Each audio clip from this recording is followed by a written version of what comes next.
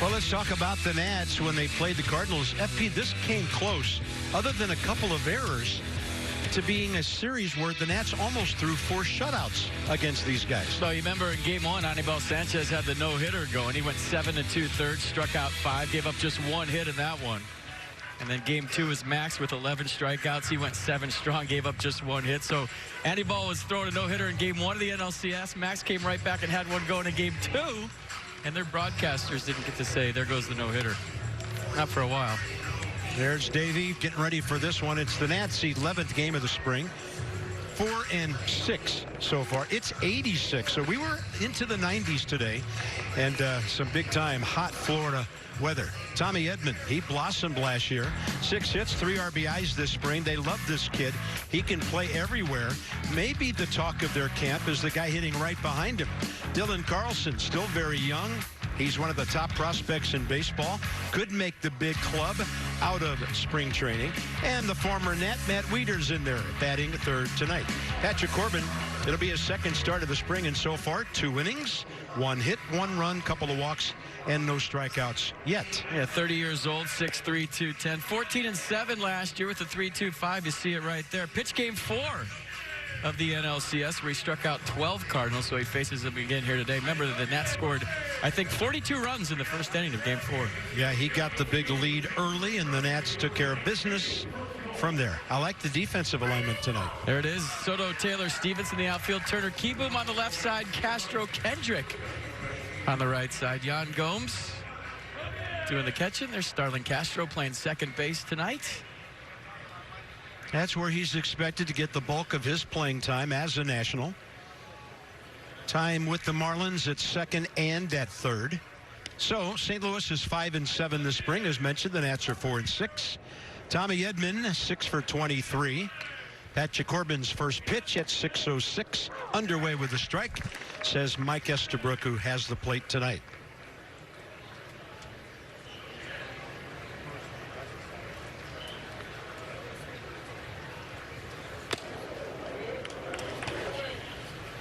See that bird fly through the pitcher right there? I had a Randy Johnson flashback real quick. There's Mike Estabrook.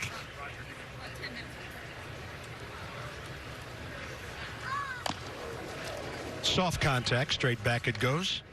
You know, all the talk is always about Patrick Corbin's slider, one of the best sliders in all of baseball. Had the most swings and misses with it of any pitcher last year, but it's all predicated by his fastball, Carp. You know, you talk to hitters at face, Patrick, you have to respect his plus fastball. And that's what opens up the slider for him. The fastball in, too. Yeah, it was out over the plate, but it was up. 2 balls, 2 strikes. So Corbin lifetime after his 14-7 last year, 70 wins, 3.80 the career ERA. A full year the Nats pitchers will have with Paul Menhart this year. There's the slider down and in. Almost hit him. 3-2.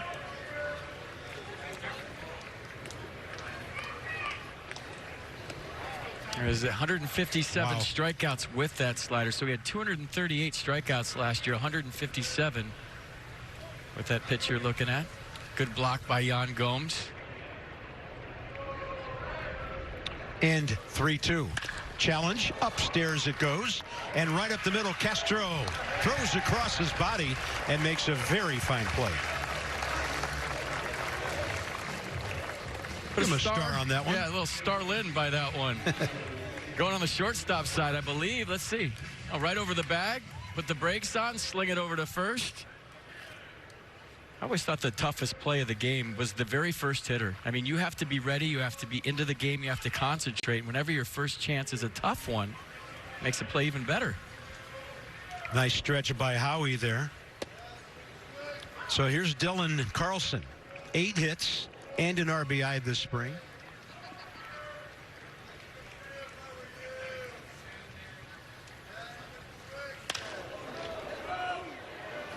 "21 years of age, from Elk Grove, California.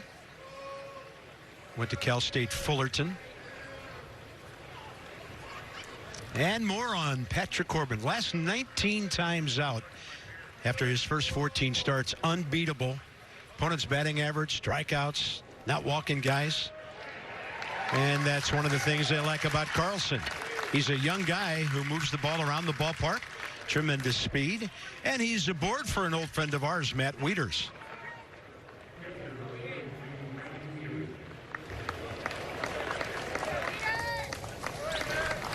Matt Wieters got some pretty significant playing time last year.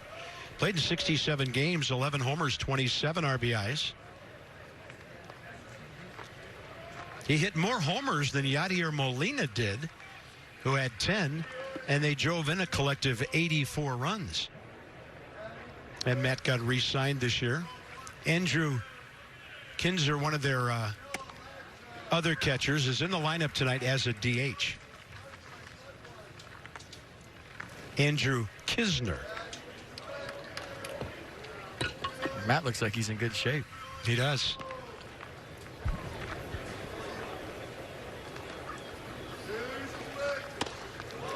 That's the nasty slider. And we marveled during the offseason or postseason watching Patrick against championship caliber ball clubs, FP, and everybody thought they could get to the slider, and it's not there when their bat passes through those hitting zone. Yeah, that was the slow one. This should be a hard one at his back knee or a fastball up. We'll see where they go here. Nasty. Brilliant. And that's Patrick Corbin's first strikeout in 3 spring training innings. Yan Gomes working on things. Deke, the broadcaster there, he asked for a high fastball with his bare hand, and then they throw the slider. So with all the shenanigans that have been going on in baseball, with his bare hand, watch after he gets the sign right here. Give me the fastball up. Did you see that? Yeah. And then they go turbo slider at the back knee. A little bit harder than the one before. And when you talk to hitters, Carp, it looks just like a fastball. They can't pick up the rotation. Next up is big, strong Tyler O'Neill.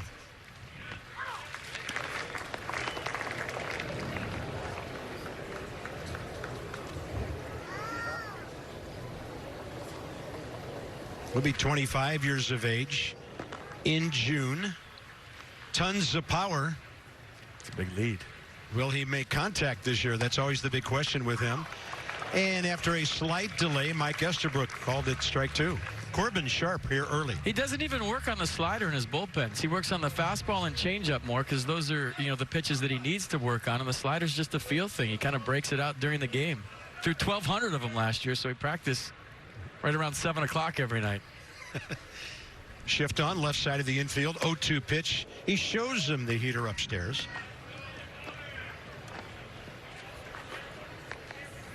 O'Neill, 2 of his 4 hits this spring, home runs.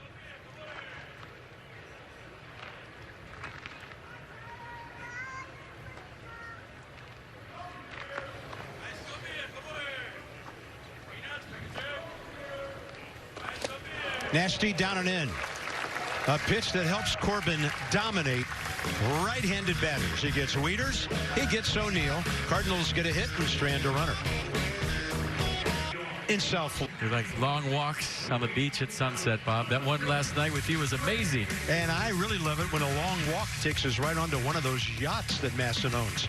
Trey Turner gets the leadoff spot tonight. Andrew Stevenson and Starlin Castro. Andrew's kind of the do-everything guy in spring training. Playing it anywhere in the outfield, pinch run. He just has a way of making good early impressions on everybody. Howie Zim, Yan Gomes, Michael Lay in there tonight. Nats hitting .232 as a team. And here's the talented. Is he about to be a starter? Again, Carlos Martinez. At 28 years old, 6'1", 190. 4-2 last year with the 3.17. You saw the Arsenal fastball slider cutter change. And that was in 48 games without making a start. Had a nice outing last time. 3 no-hit innings against the Nats on February 29th at Jupiter. Mike Schilt. Cardinals didn't do much of anything last year at the trading deadline, and as soon as they didn't do anything, they got red hot to hold off Milwaukee and hold off the Cubs in the NL Central. Beat the Braves in 5, had that amazing first inning at Atlanta in Game 5, and then totally shut down by Nats pitching in that 4-game sweep. I think you're going to see Trey leading off. There's been talk about Victor Robles and maybe hitting Trey third. I think Davey Martinez starting to realize that 1-2 punch with Turner and Eaton You want those guys at the top. They won your World Series, and Yeah. why tinker with it, even though you're trying to replace Rendon's bat. And this one into right. Austin Dean, the former Marlin, for the first out. There's the Cards defense tonight behind Martinez. O'Neill, Carlson, Dean, the outfield. Edmund, Sosa left side, Schrock, Ravello right side, and Cat Wieters doing the catching. You remember when he had his month in the Nats calendar, the Nats pet calendar, he had a cat.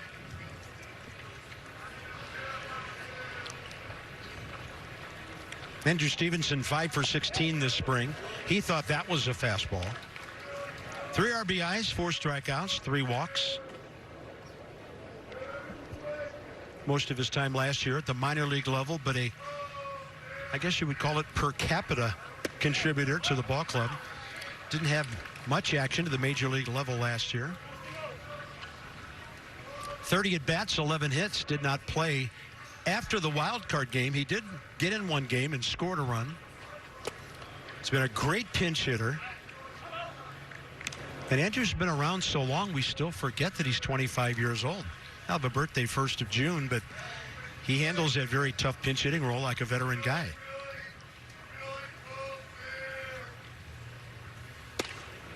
Two. He was the pinch runner on Juan Soto's double to right, or single in an error, whatever it was, on the bat hop heard around the world.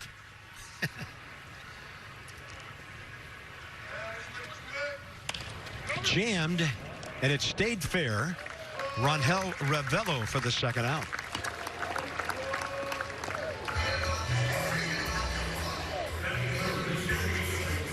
Beautiful evening, Fit Team Ballpark of the Palm Beaches.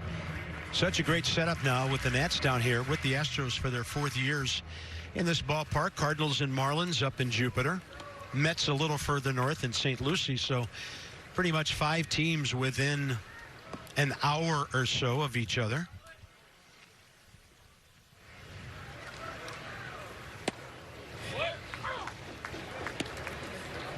And Starlin looking for his first knock of the spring. A couple of walks, 3 strikeouts, 0 for 11. Uncertain on that, and so on 2. Better 0 for 11 now than May 26th. Yep. He hit some balls hard the last game we broadcast. Yeah, the wind's blowing out tonight. If anybody can elevate something straight away, it's going to go for a while. This ballpark, as a rule, now that wind is blowing straight to the northeast. As a rule, it comes from the left field pole and goes straight over to right field.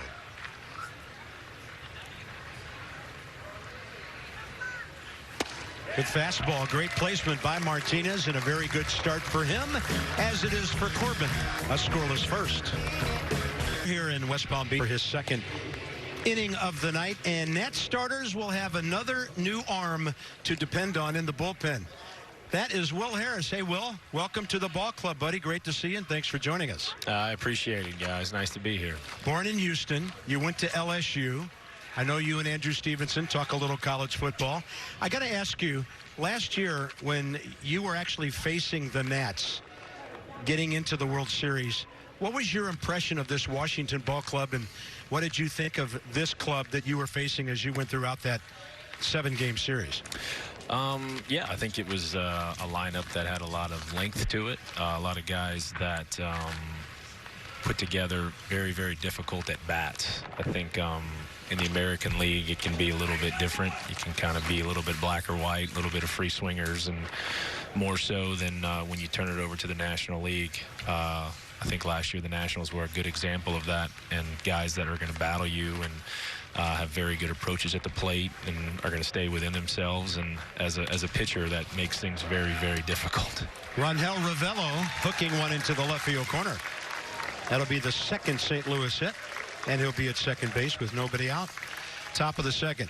And, of course, Will, around our parts now, the at-bat that Howie Kendrick had against you in the World Series when he hit the home run, a big thing. You had gotten him earlier in the series, when you guys match up. Do you still feel like you made a good pitch in that situation and Howie went down and got it?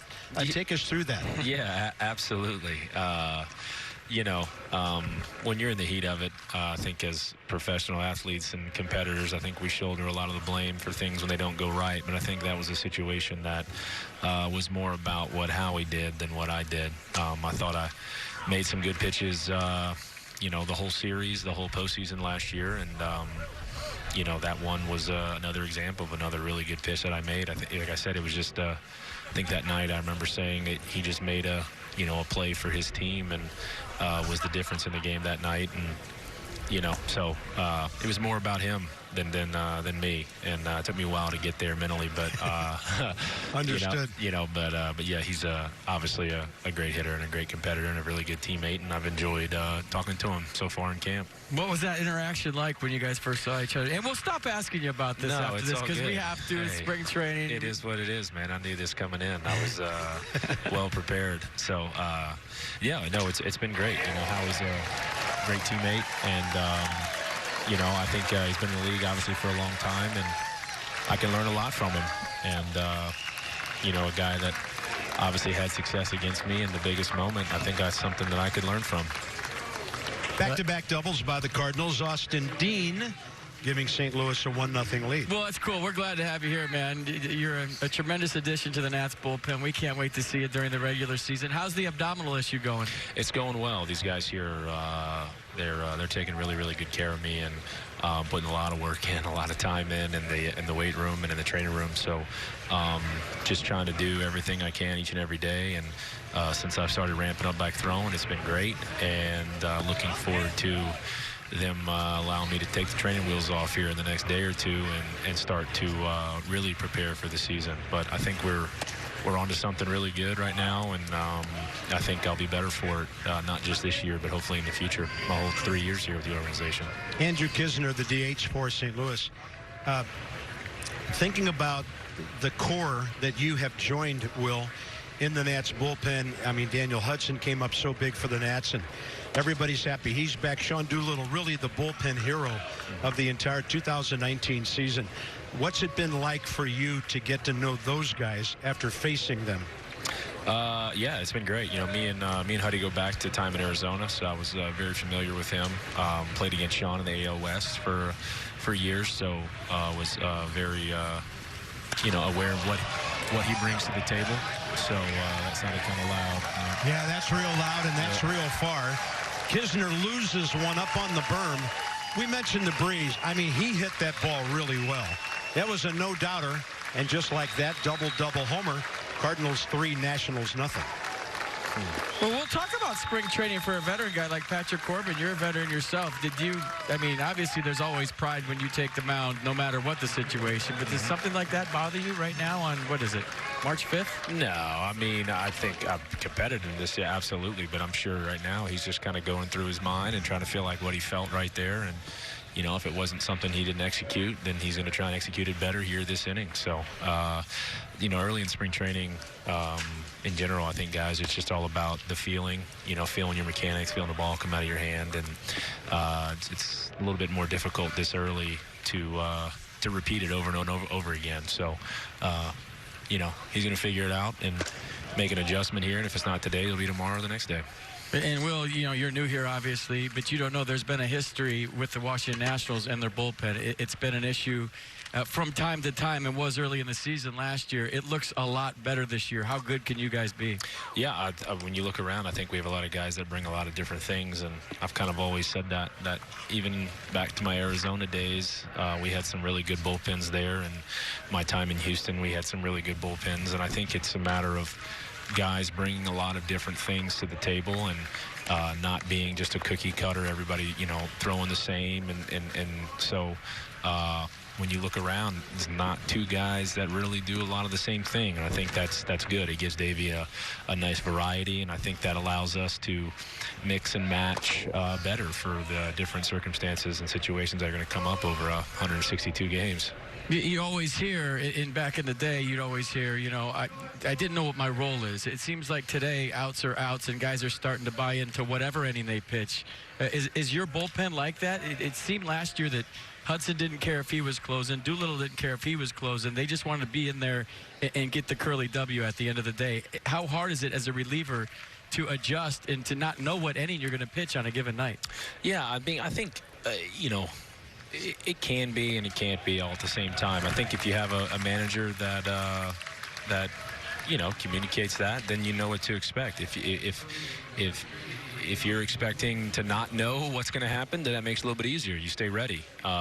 So yeah, I think there's guys in general, just like all relievers, all pitchers, all players, just want to be kind of put in situations where you can be successful and maximize what it is you do well. So I think we have a lot of guys that bring a lot of different things to the table, and it's going to be fun to see how Davey slices it up.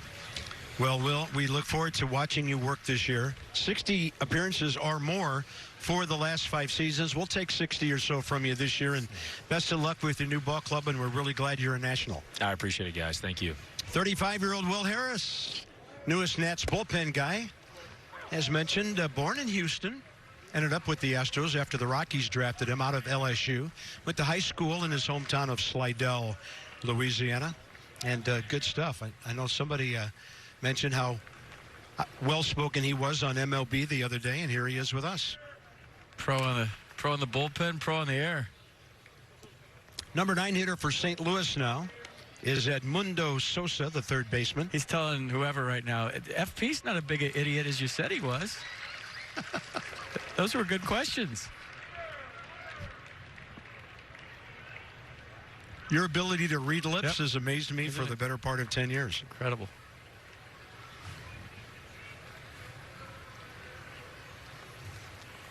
There's a good slider by Corbin for his third strikeout, and that's the first out here in the second.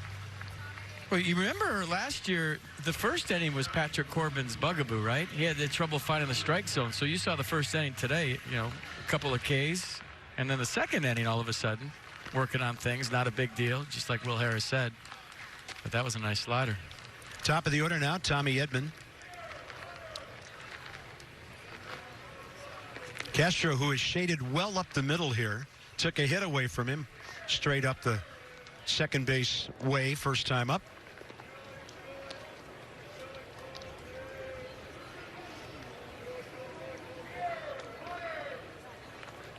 Talking to some of the Cardinal guys this afternoon, their big question as far as their lineup goes, they got a lot of young talent. Edman, really impressive last year. Dylan Carlson on the way someday soon. Who's going to protect Paul Goldschmidt in this lineup? If you're good enough, you protect yourself. And I think he is. He's really good, and he had a dramatic influence. They went from bottom of the league to top of the league in defense last year with Goldschmidt over there at first. Carter Kieboom on the run to Howie Kendrick, 2 down. Runner stays actually into second, Max Schrock. Well, we talked about the adjustment last broadcast from short to third, but he's made this play at short a lot, right? The field off the left, throw off the right. The momentum taking him toward the target at first base.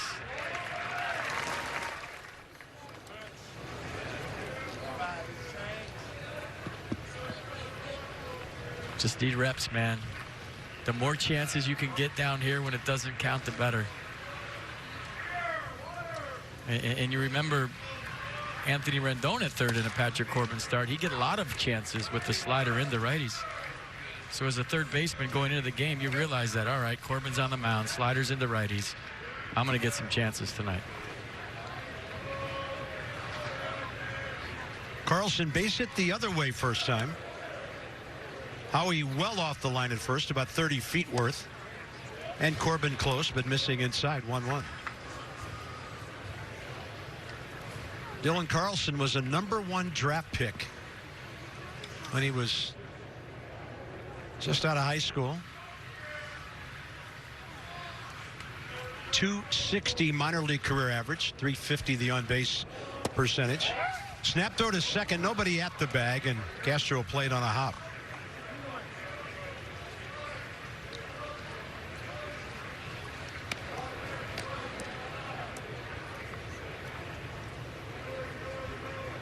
Two new teammates maybe crossed up there on a pickoff sign. Come on, Dylan, you got it.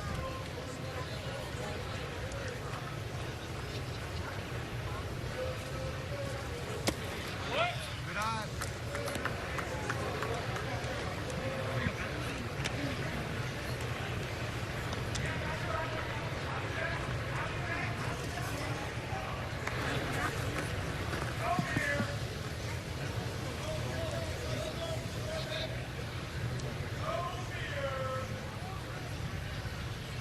Outfield straightaway, 3-1. Deep and left is Soto.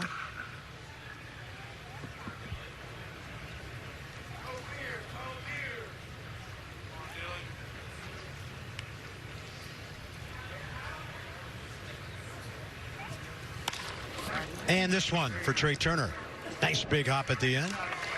Corbin comes back to get the last 3 hitters, and here's Juan Soto. He'll be lit this time. Then into October, FP, not only the home runs, but the list of the pitchers who he took out of the yard. Ryu, Kershaw, Cole, Verlander. Watch this one. This is a bomb.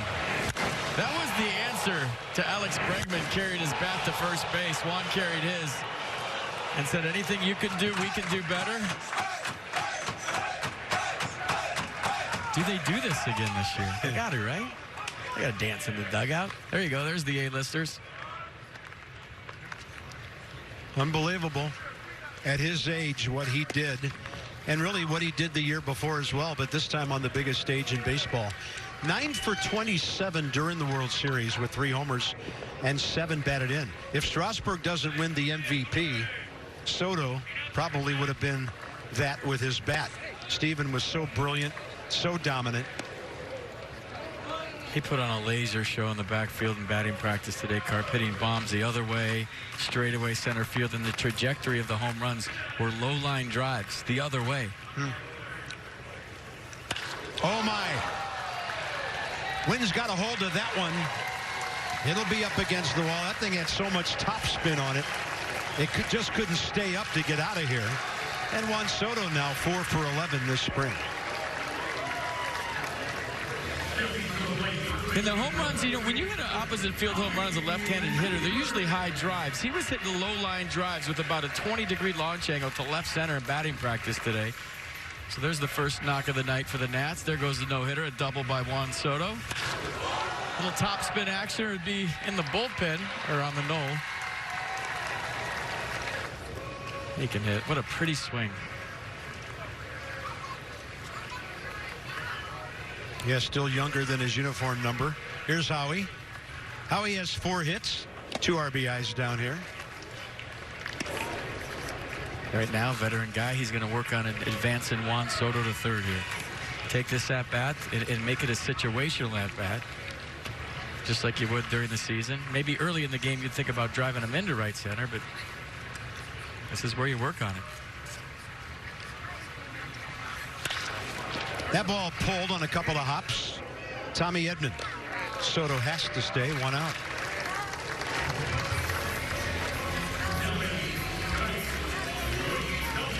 Well, the world champs are ready to get things geared up again. Single game tickets now on sale. Show your Natitude. Yeah, Natitude's back. Get your tickets at nationals.com/ticket finder.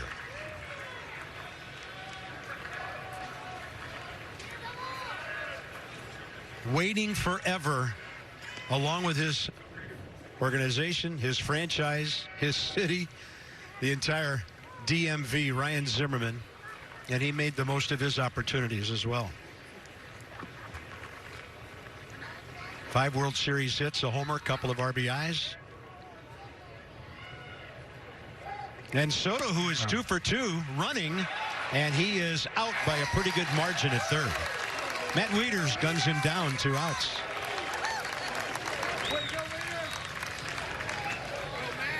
Well, hey, this is where you work on it. I was just thinking, don't get hurt, don't get hurt, don't get hurt, do not get hurt, please don't get hurt, and he's not hurt, so who cares?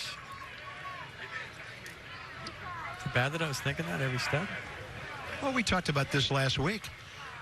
I think when we signed on last Friday, when the Nats took on the Rays, they hadn't even attempted a stolen base so far. So they've stolen 3 in 6 attempts now, and Soto has 2 of those. Well, even though Bob Henley's at first, I'm blaming that on him. Bob Henley, the first base coach, and somehow he had something to do with that. I'm just going with that. 0-2 to Zimmerman. So a pretty good roll call for Ryan as well. So glad this happened for him, this stage of his career. 9th active with over 1,000 RBIs. Franchise leader in that and with the home runs. Embarking on his 15th full big league season. We wish there were fewer injuries along the way because his numbers would be staggering at this point. But I think what Ryan was able to experience with his teammates last October made up for a lot of that. Reaches out and tries to drop one into right. Austin Dean on the run. Soto leadoff double. 3 batters up, 2 down, and then the out because of the caught stealing. Into the postseason. When did the learning experience stop last year, or did it ever in your first full big league season? Honestly, I don't think that'll ever stop. I think, as long as I play the game, I think learning is still part of it. And Tanner, talk about, the learning experience and the value of pitching such big innings in such big postseason games. Definitely getting that experience of having the ball in those spots will help going forward. But, bigger than that, I think having the veterans around that we have, that's been a big part of my career. What's the most they've taught you? What's the thing that you take away the most from being around a Doolittle or a Hudson down there as a younger pitcher in the bullpen? Oh, just how to go about it every day. Be ready whenever the ball is given to you. And, no matter what happens on one day, you got to be able to move on to the next. 52 appearances during the regular season. After just 8 with the Reds the year before. At this time a year ago, we were aware of you. We were watching you work some spring training games, and we knew what a powerful arsenal you had. How were you able to take that into the regular season and then maybe make it as far as you could into October? Because, we saw a young pitcher with a ton of talent, but you were probably a little raw, as they say, at this time a year ago. Tanner, how do you get more polished over time? It's the same thing. Like I said, it's always a learning process. When I left spring last year going into Fresno, there were some things I was still working on that I still work on now. But having the chance to work with some pitching coaches and get different opinions and see what's really going on in my head and theirs, I think being able to work with all those guys really helped. Nats in a shift on the right, actually left side against Tyler O'Neill, the right-handed batter. And now Patrick Corbin, after the 3 hits and the walk last inning. Strikeout, 3 grounders, now another strikeout, 2 down. Tanner Rainey with us. Tanner, anything in particular that you have come to spring training to work on this year? It's the same thing as always. Obviously, the walks were high last year. They've been high every year of my career. So, as long as I continue to improve on that, I think that'll help. And that's usually the focus coming in. And talk about, Tanner, a guy like Yan Gomes back there. You throw a hard slider, hard curveball. I know everyone's talking about what it is. Whatever it is, it's hard and straight down. The luxury of having a guy like Yan back there to block it. Talk about having him and throwing to guys like him and Kurt Suzuki. Oh, having those 2 guys are unbelievable. Both of them are really smart and know the game. They understand it, and they kind of help me get through innings at times when maybe I don't have the best stuff. But both those guys work as hard as they possibly can to be better back there, and it's unbelievable being able to throw those 2. Hey, Tanner, we wish you a great 2020. We keep acquiring guys from Louisiana on this team. You go along with Will Harris and Stevenson now. So what's going on with all you guys from L.A. down there? It's nice to have a few guys from back home to talk to every now and then. Obviously, Stevie was here last year, so this year we got Will now, so added one more. All right. Crawfish boil soon, okay? Sounds good. All right, buddy. Thanks, Tanner. Thank y'all. 1 ball, 2 strikes to Rangel Ravello. He got them started last inning, hooking that leadoff double into the left field corner. Future's so bright for that kid. I mean, he can Overpowering bring it. fastball. That was the Tanner for Tanner deal. Roark for Rainey. December 12th, 2018, engineered by Mike Rizzo. Originally drafted by the Reds in the 2nd round back in 15 out of the University of West Alabama. Corbin really pulling out the slow stuff. Couple of fantastic changeups this inning. Big slow curveball right there. So after going 2 innings in his debut, about to get 3 in tonight with a long 2nd inning. That was 25 pitches in that 2nd. Swing and a miss. 82 for the K. A lot of off speed. That's the Patrick Corbin we watched almost all of 2019. That's how you ad-lib a promo. I really don't need to tell you anymore. You get a chance, man. We've been talking about it. That kid's happy. We're happy. This place is incredible. Everyone did such an amazing job with this facility in this town. There's so much to do in Palm Beach. This is my 13th spring training in West Palm Beach. I love it down here. What was the old ballpark like when you were with the Expos here? It was on Hank Aaron Drive. It's still there. It's a Home Depot now on Palm Beach Lakes Boulevard. West Palm Beach Municipal Stadium. Yeah, Braves were here too. Yeah, shared it with the Braves. Got to know those guys over the years. They all have some cold ones after spring training games all the time. Yeah, they were in the West back then. Swing and a miss on that big Martinez slide piece. Carter Kieboom 3 for 14, 6 walks, 5 strikeouts.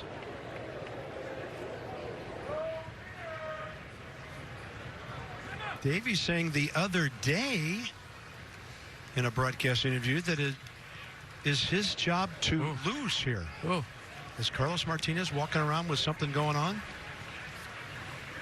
it was either a bug or a flashback. Okay. One or the other. Cardinal fans are like, no more of that.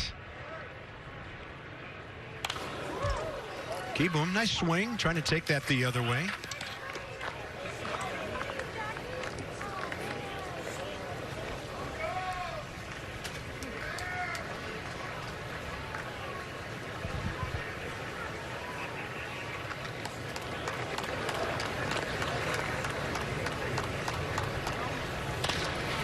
Up the middle, races on, cutting it off. Edman, fine play for the out. I think the key with a 21-year-old like Carter Kieboom, I mean, nice play right here by Edman, go up the middle. Guy can play anywhere. I like those kind of guys. But for Carter Kieboom, Carp, when you're 21 years old, you're trying to win a big league job. I think the key is not to be too hard on yourself. The expectations are so high, you're so young that, you know, if you have a rough day or you make a rough play, to be able to turn the page. A lot of times as a player, you know, it takes you a while to learn that trait, to, you know, to not take your at-bat into the field and not be too tough on yourself when you have a rough day. We've seen some exceptions to those rules over the year. Juan Soto, Bryce was hard on himself when he was 19 and 20 coming up when he had a bad day. So I think with experience and with reps that you start to feel more a part of it, and he's going to be a good player. I don't know if it's going to be right now. We'll see how this whole thing works out. I know Davey Martinez is hoping that that's his third baseman for opening day. And we are too, because we really like the kid and we're rooting for him. Yeah, it's a big thing for this ball club.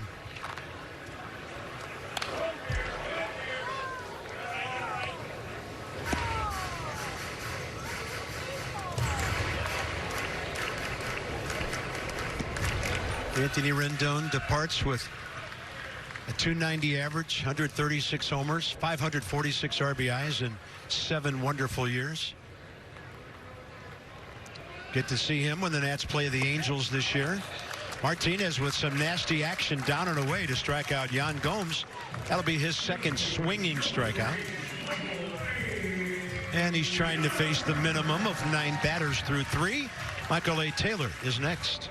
But you think about it, it's hard to think back when we were 21 because it was so long ago, but can you imagine filling in for a guy like Anthony Rendon and trying to replace those shoes? Yeah. Not just Rendon, but on a World Series defending championship team. That's a lot for a veteran guy. Say you're 30 and you're coming over and doing that. That's a lot to ask. So hopefully he figures it out and he gets it done, and the rest, as they say, is history.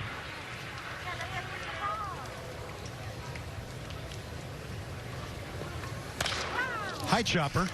Right there was Sosa. And for the Cardinals, Martinez looking good. 1 double.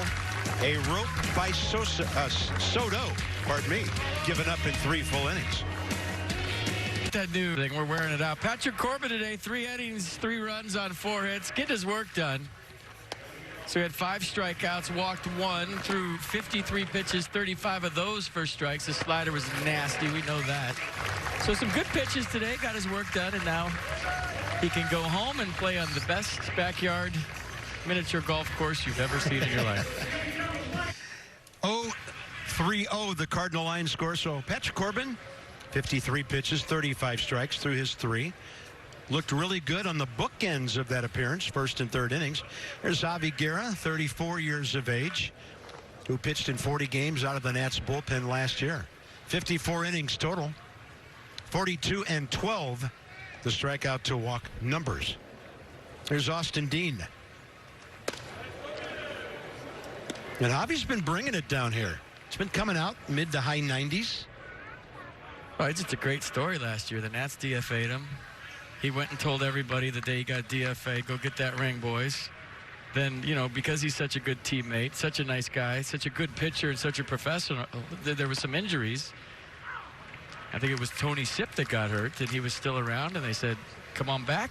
And the rest is history. He's got a ring. He's a world champ, and here he is again. He told his guys to get that ring, and then he helped earn one himself. I don't think it took Mike Rizzo long to make that decision on Javi Guerra. What a great presence in the bullpen, in the clubhouse, and with the club. So, I mean, the lesson there is when you get fired, do not tell your boss what he can go do. Be nice to him, shake his hand, tell him thank you for hiring me. It was a pleasure to work here, and maybe, just maybe, you'll get a promotion and a raise. Always take the high road, Carl. Yeah. Be a pro. Okay. Don't, you know, don't burn bridges, so to speak. 1-2, nobody out. Man, that thing came sizzling in. It's a good pitch. Sounded and looked harder than 94. Close to the hands. Good frame by Yan Gomes to make it look even better.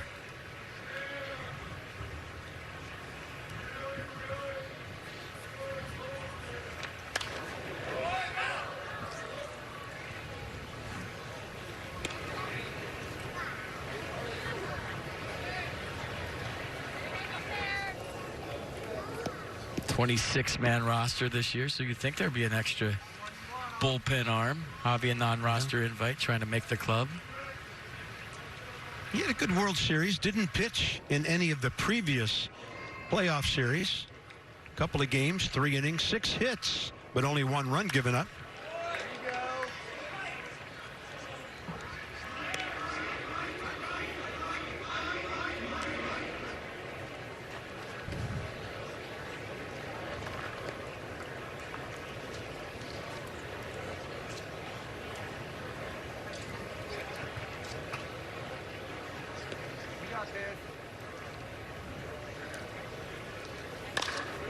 To his left. Big hops for Trey Turner. Howie, good stretch. First out, 4th inning. All right, we're celebrating the 2019 World Series forever, but Champions Week will start the season up at the ballpark. So there's the ring presentation, Champions Day, Davey Martinez World Series bobblehead, which Dan Coco broke at a winter function this year. Grab your tickets April 4th and 5th against the Mets. The 6th and 8th through the Marlins are coming to town. Go to Nationals.com. That's going to be great. There'll be gold trims on the unis, you're thinking, because every defending champ has that for the first series. The ring ceremony.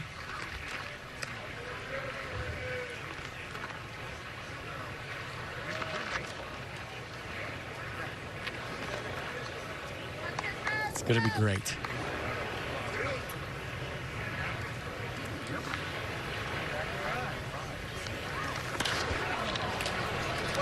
This one from Kisner, high in the air, right field. Drawing a bead on it. Fair ball when caught by Andrew Stevenson. So do we officially have to turn the page after that first series at home?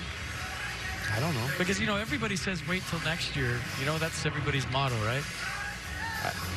I want to wait till last year. And I'm having trouble turning the page. You want to go back to the future? Yeah, so once they get their rings and we have the banner unveiled, do we all have to officially turn the page to 2020, or can I be stuck in 2019 still? I'm asking you as a veteran. I'm telling you to do your job and don't forget what happened last year. Okay. In that order. The first part will be hard, and the second part. Shift on for Max Schrock.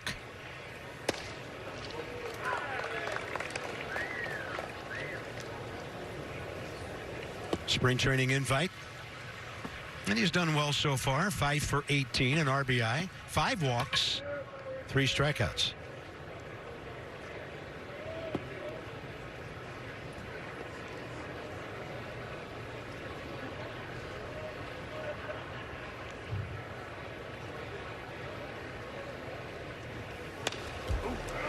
On a good rip at 0-2. See, he wants that one back.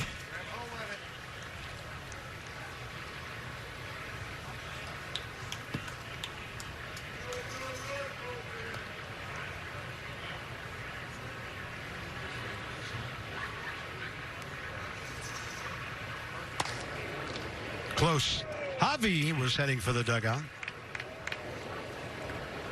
It's a good take. I thought this was a strike all the way. Watch it fade out of the zone real late. It's a little bit low. Jan Gomes liked where he put it. He made an offer at that one. That's a swing, and this inning is over. 1-2-3 for Javi Guerra. Turner, Stevenson, Castro, and some Trey heroics. Wow. Unbelievable. Well, that's when the Nats turned into the Eliminators. They took care of the Phillies that game, clinched later, and then took care of Cleveland in the last weekend of the season, which was kind of odd with the AL Central coming to visit. And then, of course, Milwaukee, LA, St. Louis, Houston. 6 teams eliminated by the Nats. That was the first of 5 champagne celebrations that night. It's the most legally allowed by MLB.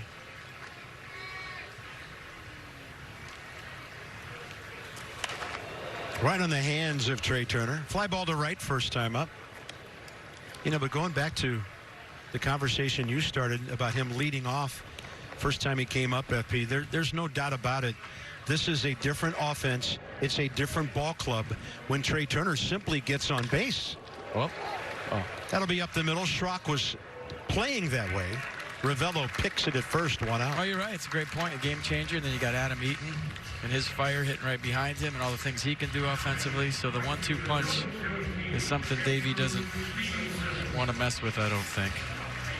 But you talk, getting back to those champagne celebrations, Carpet, all the talk around town that day was, do you think they should have celebrated just because they got one more game to the wild card?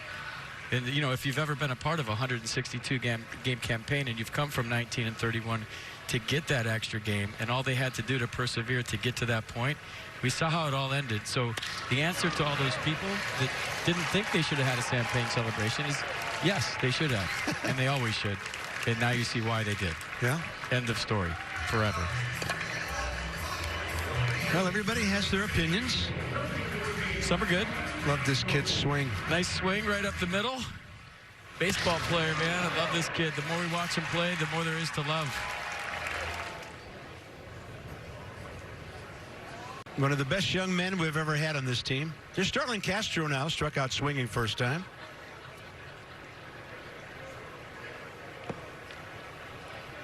He doesn't go the other way a lot. Big hole right side with Schrock way up the middle. And that will be a 6-4 close 3. That's going to hit. And the double play ball sends this one into the 5th inning. Seat free program. Nationals.com/Junior Nats. JRNATS.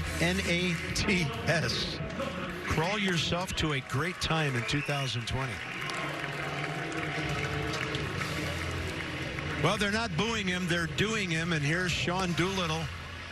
Nats 33-year-old lefty.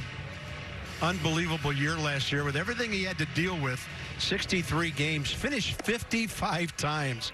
I mean, there was a point in the season, FP, when he had appeared in about 40% of the Nats games until finally he got some of the rest he needed and some of the reset he needed late in the season. You know, and of all the Nats that they all enjoyed, obviously, their October run, it seemed like Sean had the perspective and the wherewithal to soak it all in at the moment. I think of all the guys, he was just enjoying that ride more than anybody. He's been working on his slider a lot down here. You know about the fastball elevated. We've seen it over the years, and the changeup.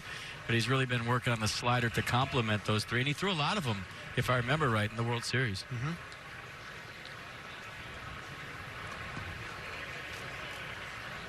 Edmundo Sosa struck out swinging. He was the 3rd of Corbin's 5 strikeouts.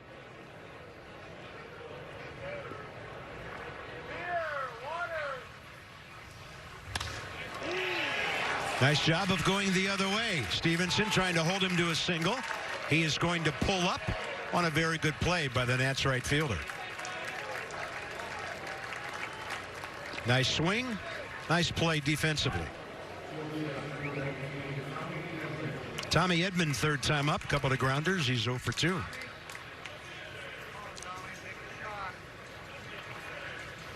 I think the thing I'll always remember, too, about Sean in 2019 is his selfless nature, saying, I don't care if I close. Now, how many times do you find a guy like that in baseball today? Yeah. I just want to win. Yeah. Huddy can close. I'll do whatever they ask. I'll close. I don't care. And then Hudson showed up and said the exact same thing.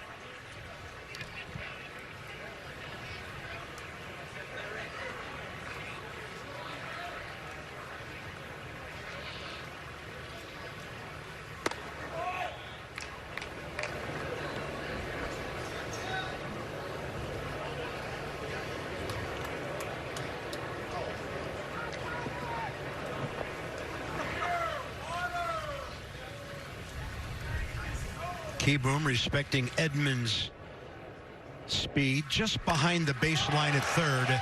And it doesn't matter where anybody's playing on that thing. That's up to the Houston Astros offices. And on their 2nd home run of the night, the Cardinals lead 5-0. That's Edman's 1st of the spring.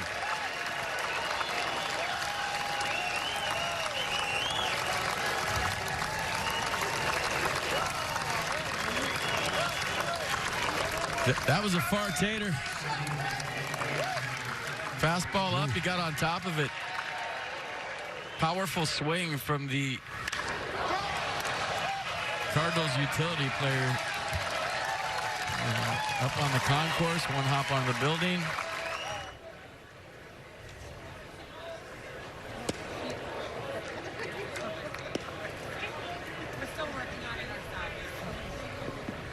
Davey taking it easy with his relievers, kind of, they pitched deep into October, gave him everything they had, especially, Doolittle and Hudson. I think that's always a concern, Carp, right? When you pitch to the last day possible of the season, October 30th, that the following year you give the guys enough rest that they need and let them, as veterans, ease their own way back into it however they want. Yep. Communication, the key. Carlson's pulled it once for a grounder, gone the other way once for a base hit. Cardinals have now hit 18 home runs this spring. Nats really haven't given up very many, 8, including the 2 tonight. 3-0 is in there.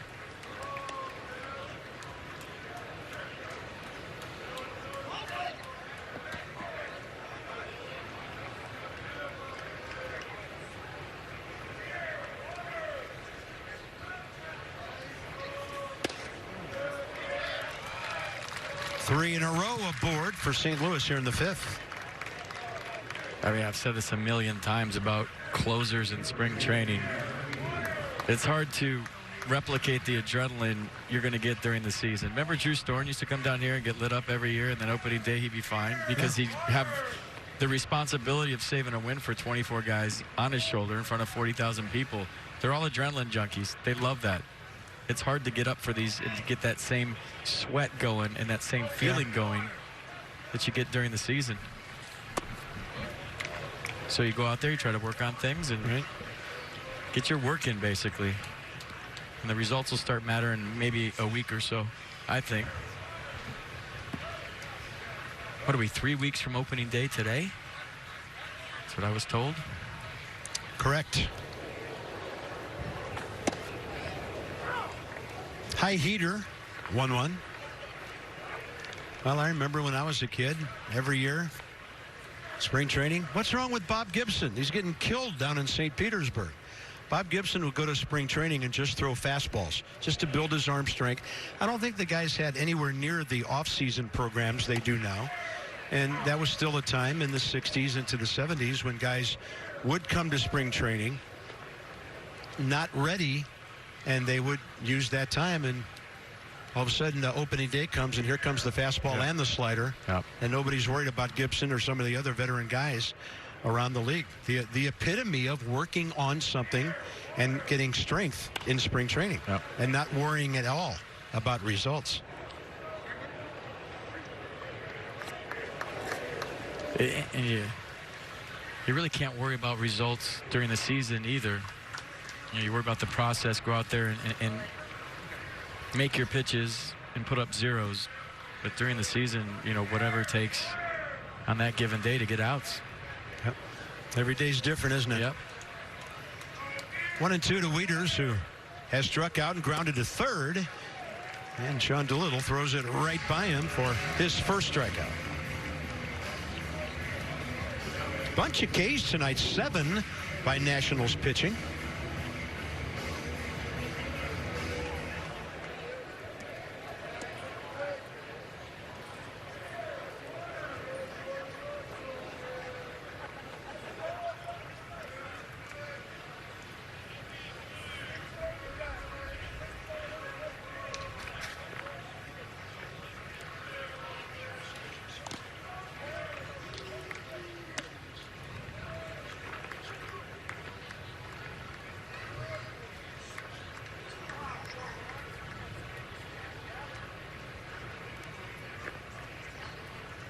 Tyler O'Neill, a couple of swinging strikeouts tonight. Both of those against Patrick Corbin. Tried to stop, couldn't. Might have been a called strike anyway.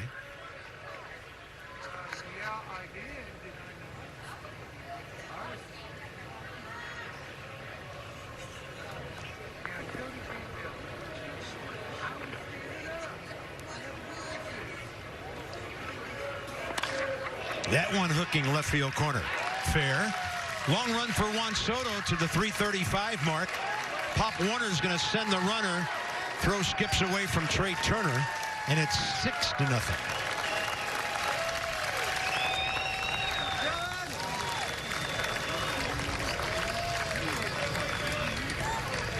Yeah, slider, he just kind of dug it out. Watch it. Kind of rolls in there, down and in, and then he picks it off the dirt. Good swing. And then all of a sudden, cutoffs and relays happen. You work on these in spring training. First throw short hops Trey Turner, and then that's that.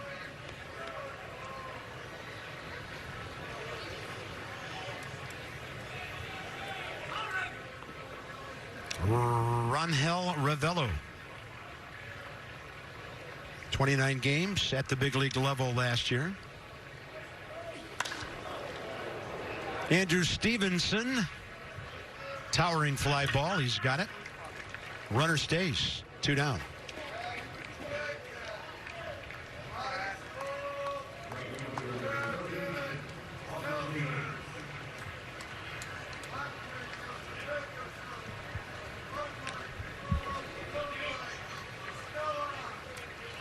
Austin Dean RBI double the other way. Ground ball to short.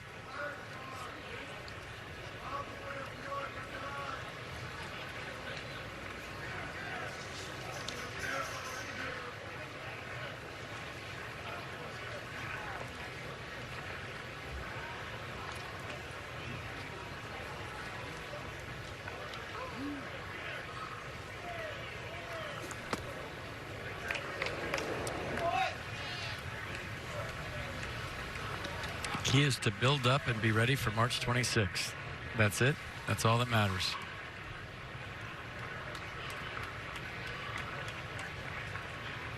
And I've thought about this on a number of occasions. We have heard over and over again the numbers 19 and 31, how the Nats started last year.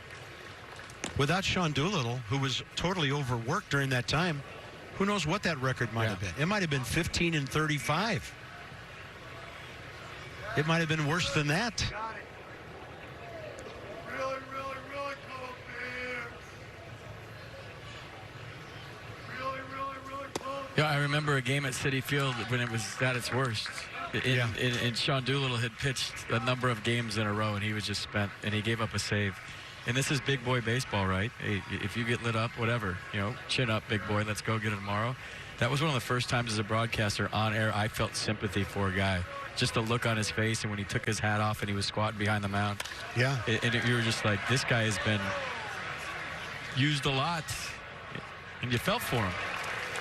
But October 30th happened, and everybody forgot about that. Juan Soto leading off. It'll be today. Here's my password. Here's my login. No, I can't give that to you. There's Juan Soto. Hit a ball hard enough for a homer first time. It had such severe topspin on it. It dove over the head of Austin Dean, one hop the wall. He was caught trying to steal third for the second out. I mentioned Juan's a cover boy. I had a chance to read last week an advanced copy of Jesse Doherty's new book, chronicling the Nats World Series run. Jesse, of course, one of our beat writers from the Washington Post. It's called Buzzsaw, part of a Steven Strasburg postseason quote, and it'll be available March 24th. It's a great read. A lot of cool stuff about the guys you talked about, Sean Doolittle and Daniel Hudson, some of the travails of the bullpen and how they were able to gather it in. And it's a great read. If you're a Nats fan, you got to pick it up. March 24th, it's called Buzzsaw. And you already read it. Already read it.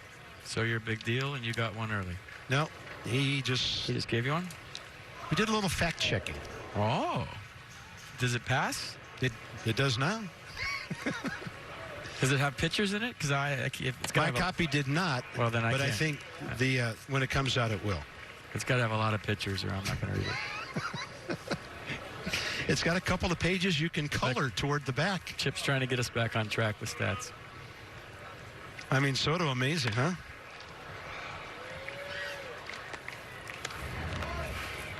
Yeah, and the Beatles broke up. We know he had a good postseason. I think, here's a two-strike approach. He was working on this today in spring training. Spreading out, choking up, hitting bombs the other way. Yeah, where do you pitch this guy when he's locked in? They're going to go inside edge. And he'll pull it off the glove of Ravello. On Soto's 2 for 2. He's thinking 2 bags.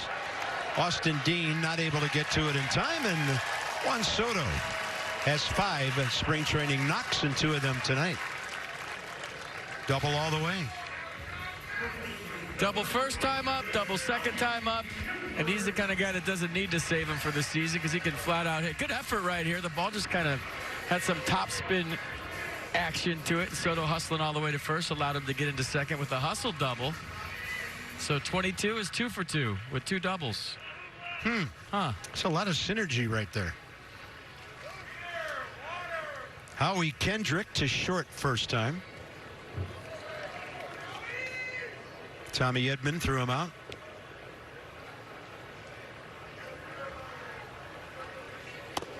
Well, Martinez in his 5th inning of work, really getting things stretched out here. Held on to that one too long, but he's had some quick innings tonight. So he's 2 short of 50. Patrick Corbin threw 53 pitches in 3 innings, 35 strikes.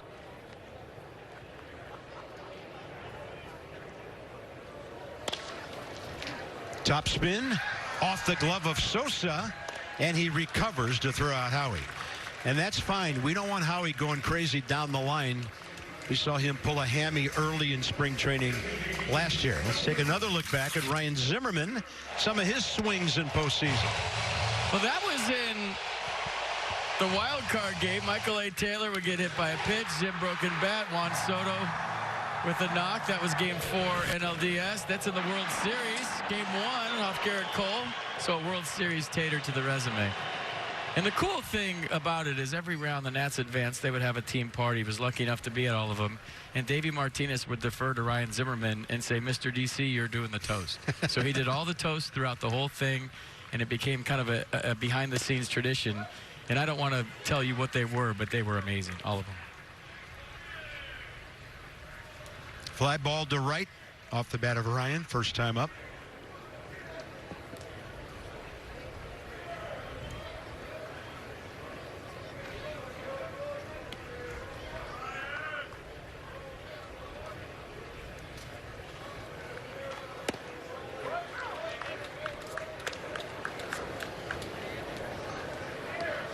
The last time Ryan Zimmerman played what you would consider a full season of baseball was 2013. And even that year, 147 games. Hamstring got him in April. But his production, when he's healthy and when he's available to any Nats manager through his entire 15-year career, it's just been amazing how productive he is. Well, the game 4 homer, Carp, to put that one on ice to get it back to L.A. against the Dodgers, that ball was in the air for 20 minutes. Seemed like it, yeah. As soon as he touched it, it had the sound, but we were all, I mean, everybody in attendance that night remembers it. It was like a helium ball. We were all, for a good 10 seconds. Finally came down, we lost our minds, got on the plane, and went and beat the Dodgers in L.A. 2-1.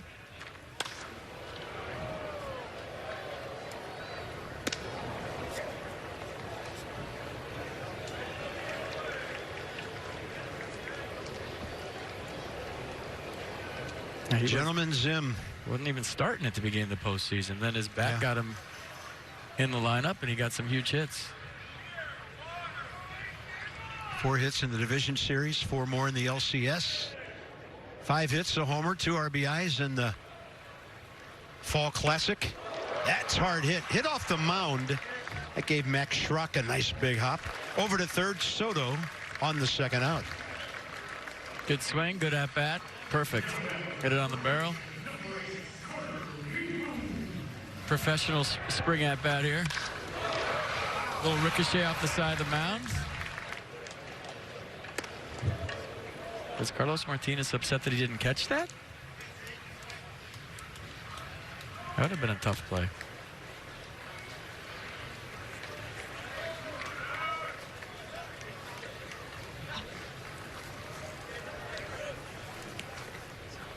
Keyboom hit the ball sharply up the middle. Good play by Tommy Edman, took a hit away. This one right at Edman. So the Nats unable to score through 5 on 3 hits. 2 of them, Juan Soto doubles.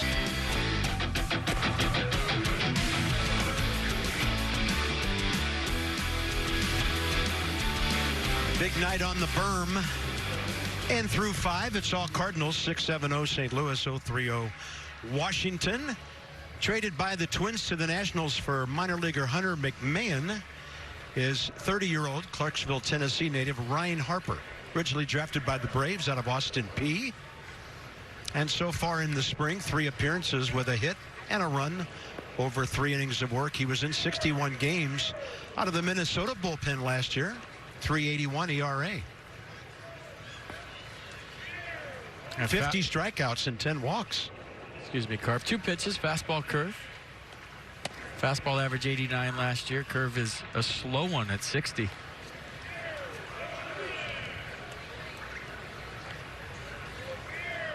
And if he would have decided to get number 34, he would have a lot of different names on the back of his jersey. Yeah, there were some fans, I saw him on Twitter a couple months ago. Give this guy 34. Left side, Keyboom, smoothly to his left.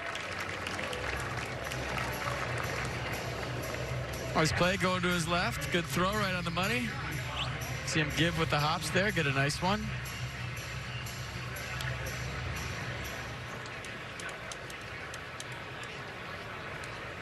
And now in a shift, Trey Turner will stay home and Keyboom will go to the right of second base for Max Schrock, who has walked and struck out swinging.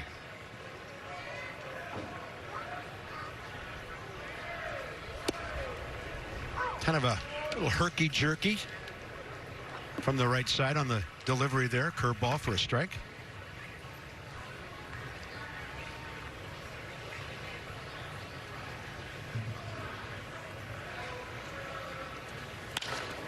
That's a great swing. Schrock on for the second time. All right, the Nats call West Palm Beach their Florida spring home. We know that. Escape the D.C. weather. Join your squad in West Palm Beach. Discover all the Palm Beaches. There's like 10 of them. There's all kinds of stuff to do. The fish are biting in the Atlantic, it says right here. Is there sharks and baby sharks and daddy sharks in the Atlantic? I don't know. Plan your getaway now at nationals.com/spring. When's the first shark sighting in Japan? Yeah. Overseas shark. Sosa, base hit to right last time. Similar approach there. Foul ball off to the right.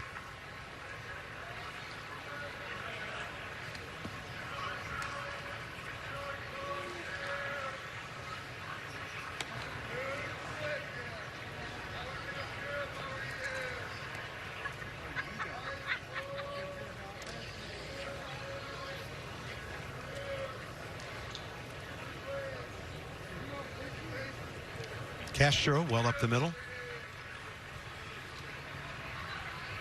Outfield a bit the other way. In fact, all three of them.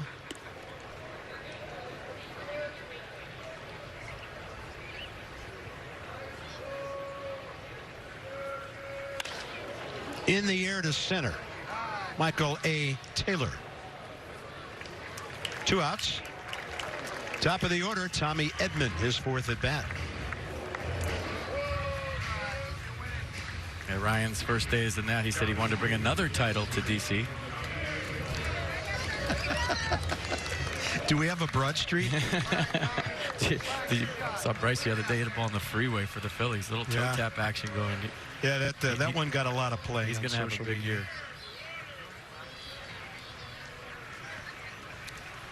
So Tommy Edman switches to the left side of the plate.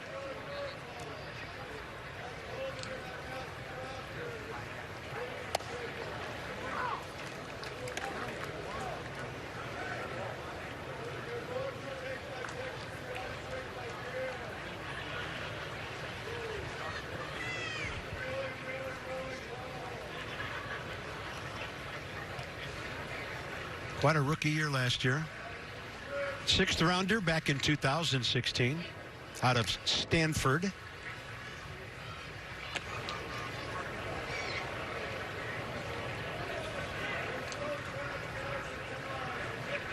National Merit Scholar at Stanford.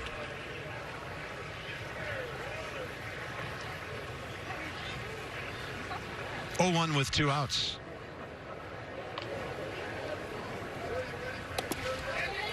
You can hear it hit the shin guard on the inside of Yan Gomes' right leg, and down to second base, Max Schrock. All right, Tommy. Find that pitch, put it out there. Maybe getting used to the arsenal of Ryan Harper, because there's nobody better at blocking baseballs than Yan Gomes. Yeah, something we don't talk about often. The number of different catchers have to work with during spring training.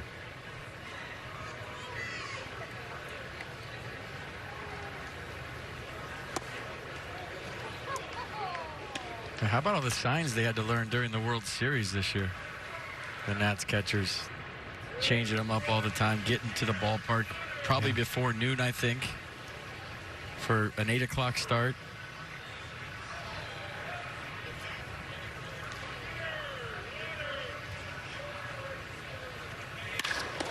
Off the pitcher's glove and through to center anyway. Schrock around to score. And Tommy Edman has his 3rd RBI of the night. It's 7-0. That was a rocket. Let's go, Dylan. Loud sound here. And thank goodness Ryan Harper's okay. He almost ran right into that one on his follow-through. Yeah, loud sound off the leather, too. Next up is Dylan Carlson.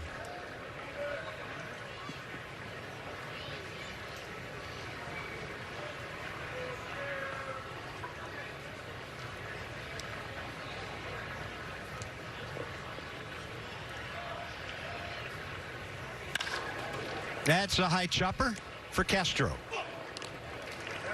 St. Louis picks up another. Gomes, Taylor, and Turner ahead for the Nats. Down by 7. I've been Juan Soto really getting his work done tonight. A couple of doubles. So rip the pages, boys. There it is. 2 for 2 with 2 doubles. Number 22. That was a loud one. One hop the fence in right. Hustling to second base. That was his first time up in the second. And this is in the 4th inning. A hustle double.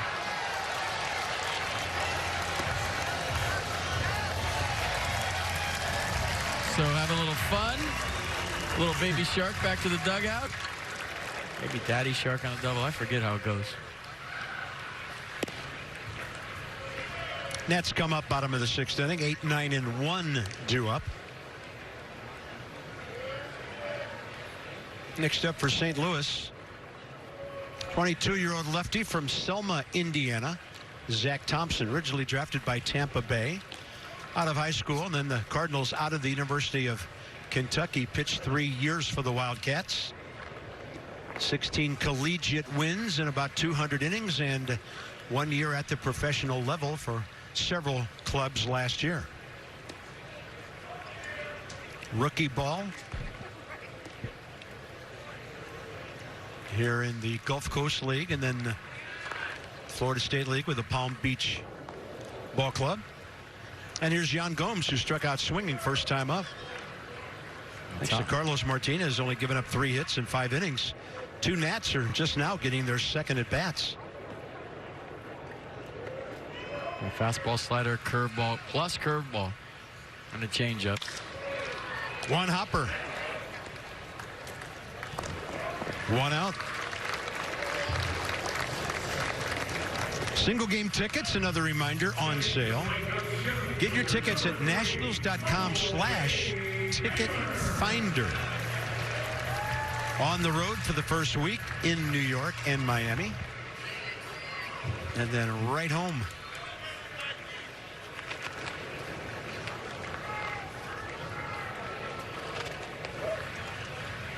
First homestand, Mets for 3, Marlins for 3. And then a very bizarre schedule kicks in where the Nats go to the West Coast like 3 times in the next month after that. Softly to the other side, Taylor retired, 2 down. Looking like if everything goes the way it's planned, another Scherzer DeGrom opening day. I am so in because I'm wearing makeup and I don't have to hit. I'm still lobbying for you to get into that Nationals versus the minor league stars here on Masson the Tuesday before the season starts. No. I'm pledging money to the Nationals Dream Foundation to see you in uniform for that. What, $20? Oh, I'd go a lot higher than that. I couldn't play when I played. Now I'm 53 and I'm going to play. Just went to the University of Miami. They wanted me to play in their alumni game. I said no. I was terrible when I played. What do you think I look like now? You were good there. 2-0. Trey Turner, fly ball to right, ground ball to second.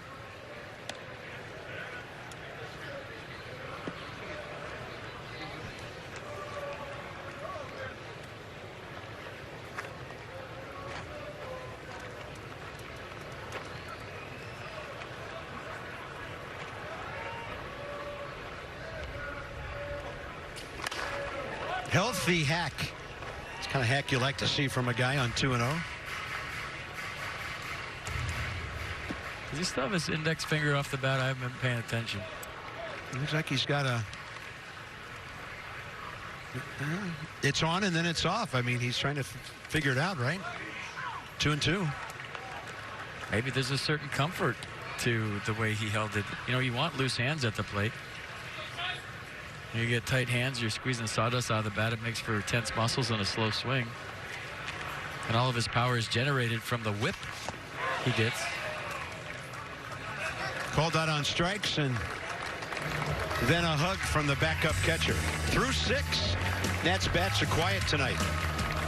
7 up the Cardinals. Once again, there's Daniel Hudson. Remember him? Just a couple of big outs and a couple of big games in October. First, we'll show you some highlights of Huddy in the NLCS, rip the pages. We love that, don't we? But you also love chucking your glove when you get the last out. I love the way Victor Robles does that thing there at the end. Chuck it, honey. So at Nats Park, pull the stage into center field. Cue the bumpy roads lead to beautiful places after everybody loses their mind for a couple of minutes. What a night at the ballpark. One of my favorite of all times. Well, and finally a clincher at home. And then game 7, remember this? I do. Tough guy to strike out, and Brantley. Chuck your glove again, honey.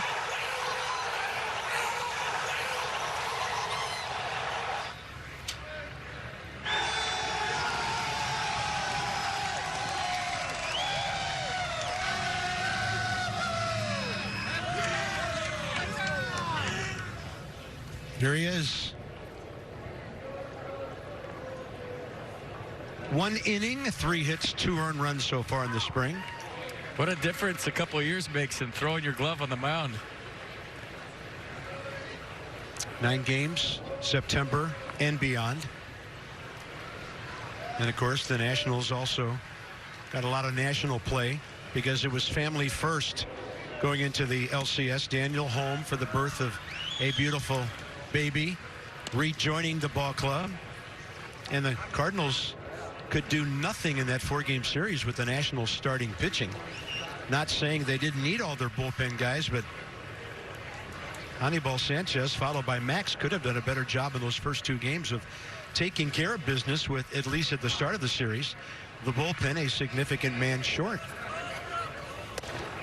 That's just up and in, according to Mike Estabrook, and the count's 2-1 here in the top of the 7th.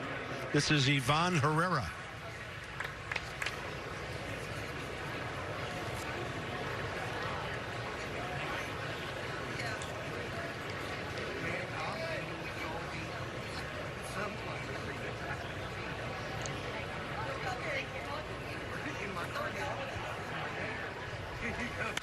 But you see all that stuff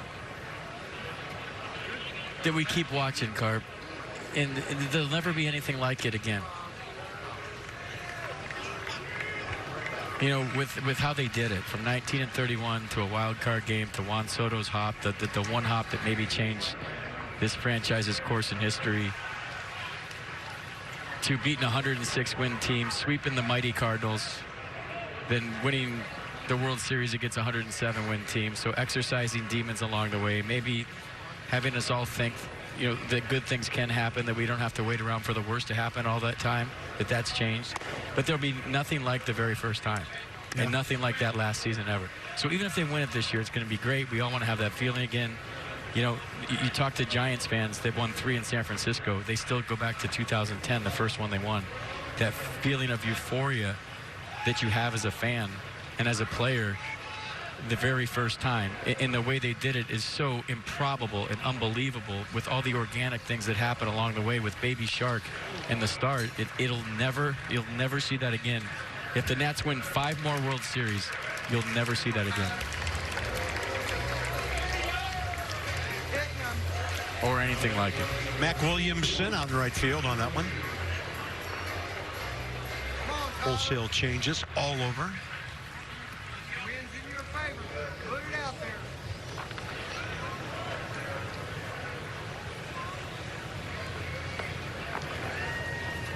Tyler O'Neill, 4th at bat, a couple of strikeouts, and then 2 innings ago, RBI double to left.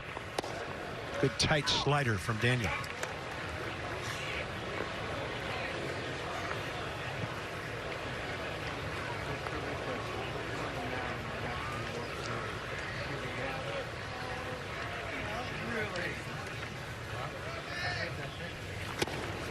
Fastball low. J.B. Shuck, Emilio Bonifacio, Luis Garcia, Wilmer Defoe at 3rd, Jake Knoll at 1st, Wellington Castillo behind the plate. Always look forward to seeing Luis Garcia. I've heard so much about him. Considered by many the next great young player after Soto and Robles in this organization. Wilmer Defoe, strong throw, but O'Neill able to leg that out for an infield hit right over the bag. Have we ever had a Schrock and a Shuck in the game before, ever?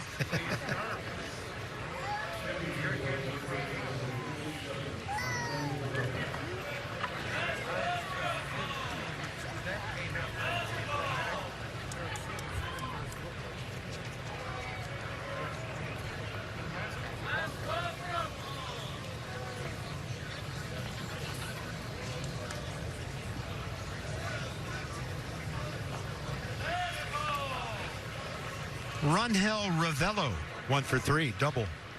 Back in the second.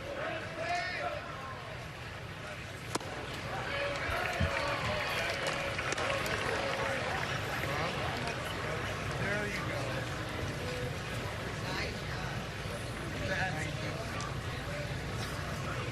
go. And really, this has been one of the first times that Wellington Castile has been able to go behind the plate. He's had a little shoulder thing going on this spring. DH'd in one of the games we did, or at least was scheduled to, and got scratched. Andrew Stevenson replaced him. Checking the wristband.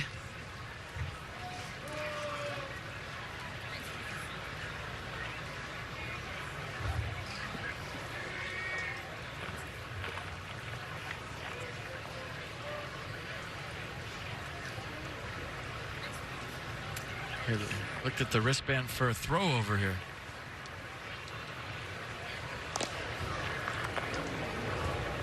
So good to have Daniel Hudson back. You know, he's a free agent. He really wanted to come back and be a part of this thing again. A guy that was released in spring training last year and ended up being a World Series champion. On the mound for Game 7 in the final out. How about that? And got criticized during the playoffs for being a tremendous father and husband. Fastball up. Yeah, David Sampson, the former Miami Marlins executive, at the forefront of that, and he took well-deserved heat. My favorite story about Daniel Hudson is in the wild card game where he was warming up and Juan Soto hit the ball and took a bad hop and he still wasn't hot yet and he wanted to continue, but Nats Park lost its mind. The biggest eruption at a sporting event I've ever heard. And all the bullpen guys were celebrating. They were all hugging down there and going nuts, as we all were. We all lost our mind. And he's whistling, and he still needs to throw more pitches. And they can't hear him because it's so loud. And so he's trying to throw some more warm-up pitches. Then he just went out there cold and used the 8 pitches and the adrenaline from this play, which looks like it hit a divot or something going that way. That's the first break the Nats have ever gotten in October, and they parlayed it into a parade. So right here, the shot. Do we have the shot of left field with everybody throwing their beers in the air? That's my favorite one. That one's burned into my brain. That's pretty good too, though. 1 ball, 2 strikes with 1 out.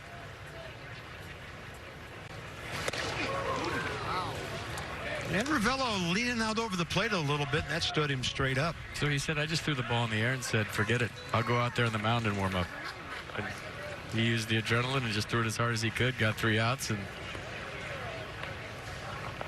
the party started.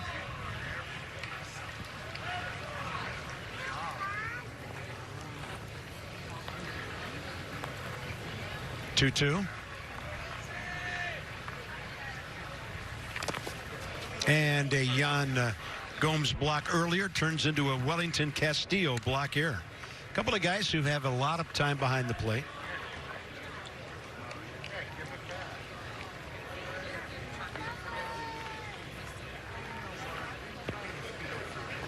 Castillo last couple of years with the White Sox, Orioles in 17, D-backs before that, and most of his early big league career with the Cubs.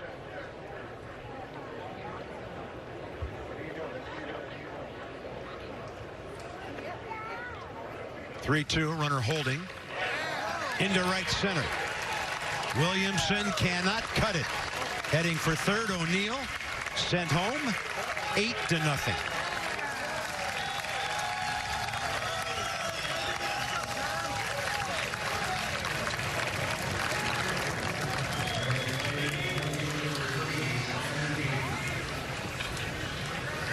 And Ravello's second hit of the night.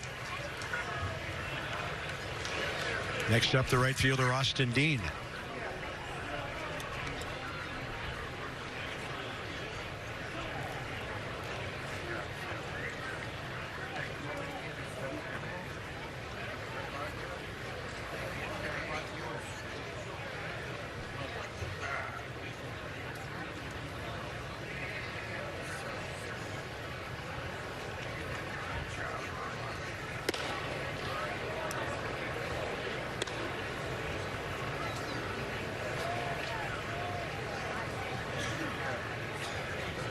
Saw Austin a lot when he was a Marlin.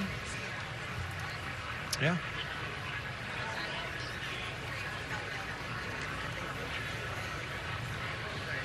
He drafted him in the 4th round 8 years ago. He'll be 26 in August.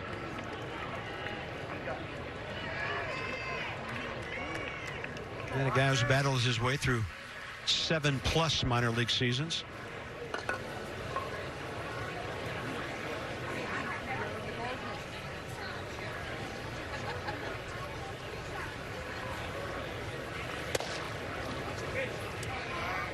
Good take on a good fastball off the plate in.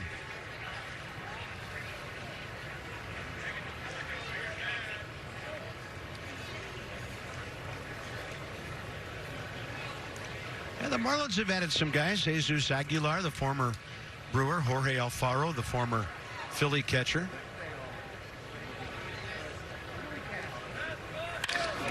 That's a loud sound. Out to deep left center, and it's kind of a merry-go-round of St. Louis runners right now. 9-0. I think Huddy's biggest out last year in the postseason when it was in Los Angeles in Dodger Stadium. You remember when Davey Martinez walked? I'm trying to think. He walked the tie and run. Max Muncy, who was killing the Nats the whole. He was telling the story today. Davey was telling the story today before the game. And then Huddy walked the next guy, and then he had Corey Seager up with the bases loaded and the game on the line to stay alive in the playoffs. And he threw the nasty slider to Seager in Dodger Stadium to get the last out. Taking over at DH, Justin Williams. That was in game 2, but that was huge to go back with a split to DC and then split again in DC and to get back to LA for game 5.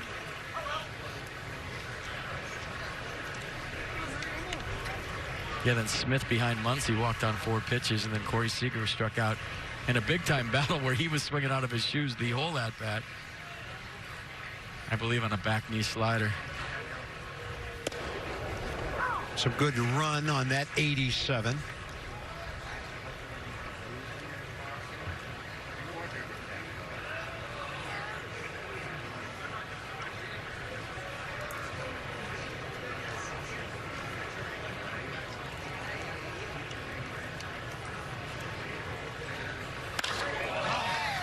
In the air to right.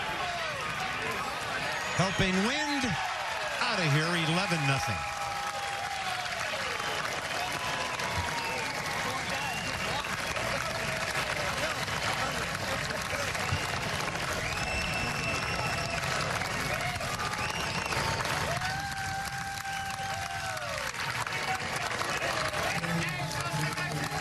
Another good swing by Cardinals hitter. I think he wanted to bury that in, and it kind of leaked back out over the plate. Bell-tie fastball, got on top of it. The kids trying to make a play out there. Nice dive-in play by that Nats fan. So 5 batters, last 4 reaching. And Davey Martinez deeper into his bullpen here in the top of the 7th inning. Hudson Dunn after a third of an inning. 4 runs given up, and it's all Cardinals to this point. So hop on the train that night and head up to the Big Apple. David Hernandez, 34 years of age now. Big league time with the Orioles, D-backs, Phillies, Angels, back to Arizona, and then the Reds the last 2 years. And over the last 2 years, he appeared in 108 games for Cincinnati out of the bullpen, accounting for over 100 innings. 34 years old, 6'3", 245.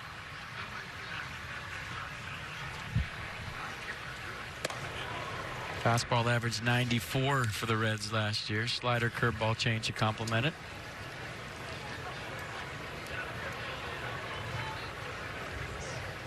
Cincinnati loading up for the coming season. I want to see Schrock hit one to Shrek. Shrek's playing the outfield? Shrek's in left. Schrock's hitting. That's Shrek. Oh. Schrock's up. Shrek's in left.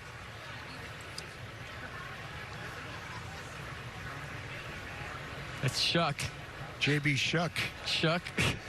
When you said Shrek, it reminded me of Kevin Mench, who played for the Nationals for a little while many years ago. He was in the minor leagues, and the way I heard the story from our old friend Tom Pachorik, he went to a new ball club. They didn't have a picture of him, and when he came up to bat, they put Shrek on the video board. Well, that's what I meant, Chuck. I meant Schrock hitting. Ah, shucks. So, Edmundo Sosa up next. He's 1 for 3.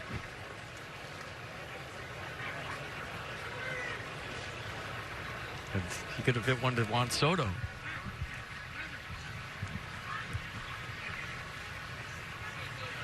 It's 11-0, man. I'm practicing too.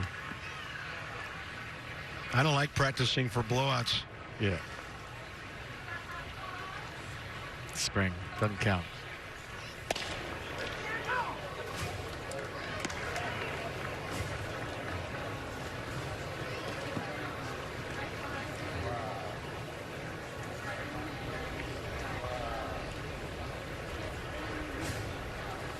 Whoa.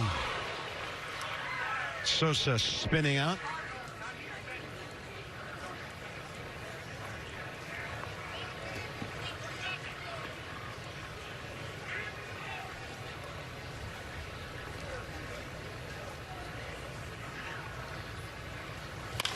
It's a good slider, had him reaching. Wilmer Defoe, the short way to Castro. Second out of the inning. How about a promo? Join the official kids clubs of the Washington Nationals, built for our youngest and most energetic Nats fans. They're on the hill right now, ages 4 through 12. Get access to members-only offers, exclusive giveaways, and our second annual Kids Eat Free program. Register today at nationals.com/juniornats. That's nationals.com/juniornats. Yeah, JR Nats. Another AB for Tommy Edman. Homer single. 3 RBIs his last 2 times up.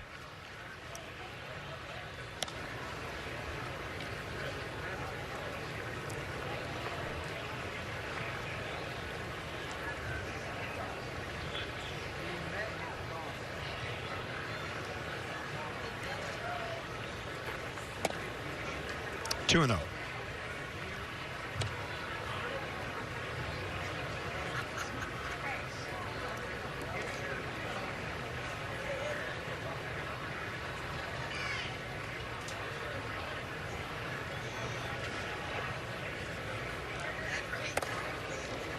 Fastball riding high at the letters.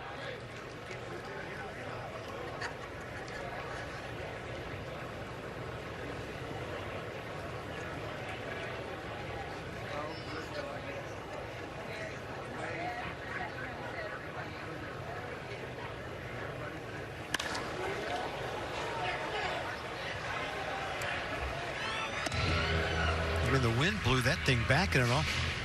Only ended up being about 8 feet foul. Maybe 2 or 3 rows over there. Pretty breezy at the moment.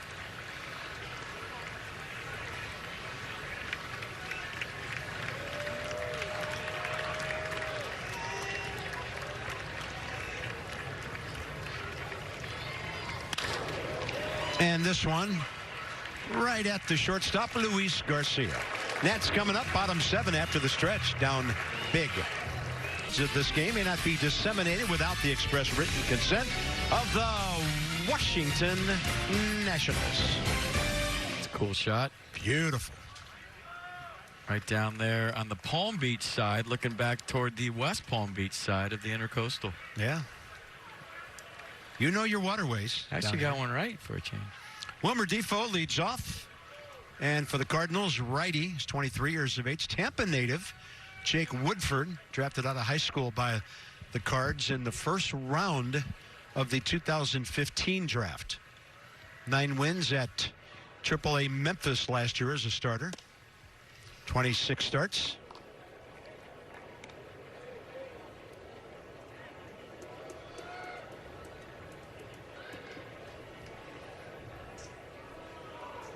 Wilmer Defoe. 3 for 15 this spring.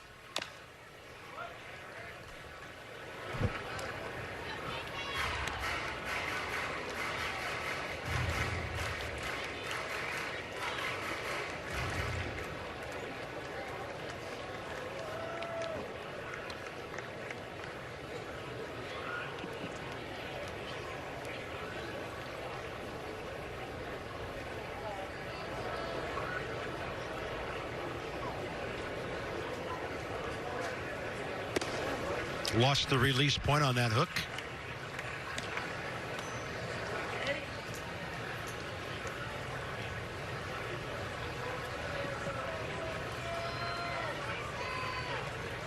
A fastball, slider, curveball, change, cutter as the reserve pitch for Woodford. Fastball in, 2-2.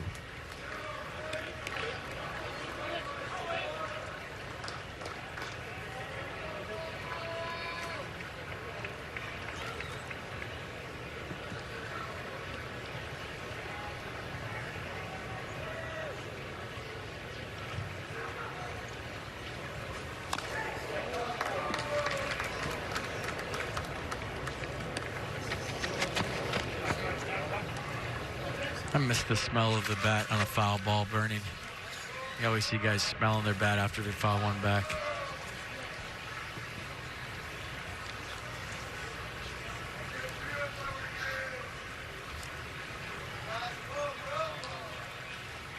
Two again, and Wilmer will hook it. Schrock right side, 1 out.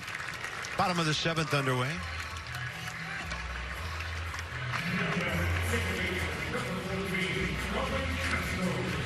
Starlin Castro staying in. And Zimmerman right now, the only starter still around in the lineup.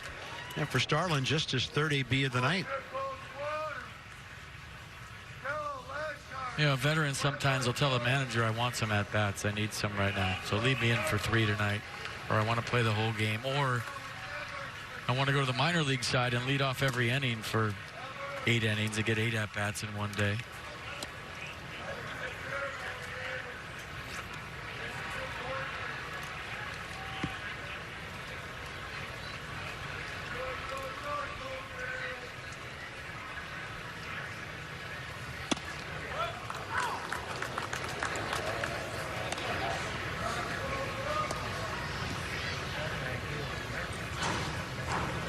Very intriguing addition to the lineup.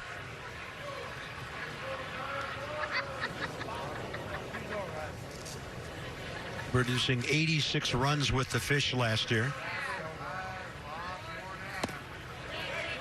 Looked like a good take. 2-1.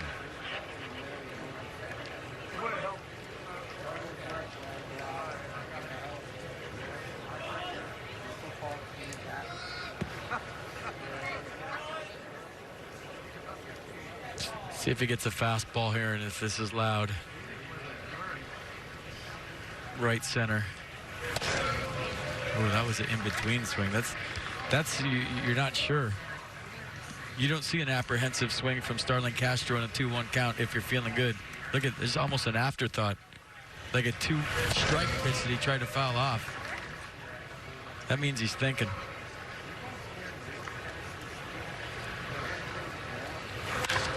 That's a loud sound, but it's right at the left fielder. We saw Castro go to left center here last week when we televised, and on a ball that probably would have been out of the yard on another night, it died in the wind. So some good swings, still trying for that first base hit. Or maybe he set a trap 2-1 with that swing and hoping he'd get it 2-2. He knew it was coming, and there's an aggressive swing and a loud sound. Watch this swing and tell me it's not Juan Soto.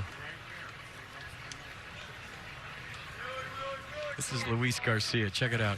They had the split screen. He went deep the other day in Jupiter of Luis and Juan Soto on the internet. Yeah. And Juan went deep there when he got called up for the day in the minor leagues. He went deep. Look at the stance. Everything's the same. And why wouldn't you copy Juan Soto? 1-1. He won't be 20 until the middle of May. 257 in 129 games at AA Harrisburg last year. Then he went to the Arizona Fall League, and in 20 games he hit 276. Signed with the Nats at the age of 16 4 years ago. Yeah, it's amazing. Wait till you see the swing. The other way. Races on, ball gets away. And Garcia's aboard here in the 7th.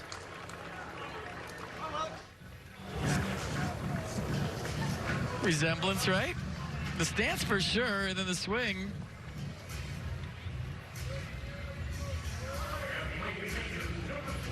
The leg kick. Tried to stay back on the off speed. Put the ball in play. Good things happen.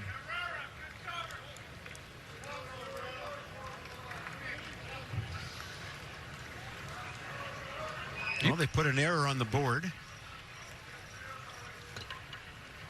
I just, you could emulate Juan Soto and have a stance like Juan Soto, but knowing the strike zone like number 22 is a whole different story, and I think that's something you can't teach. His command of the strike zone is like no other player I've seen at 19, 20, and now 21 years old. Speaking of Juan. And I think that's just something you have. I don't think that's something you learn.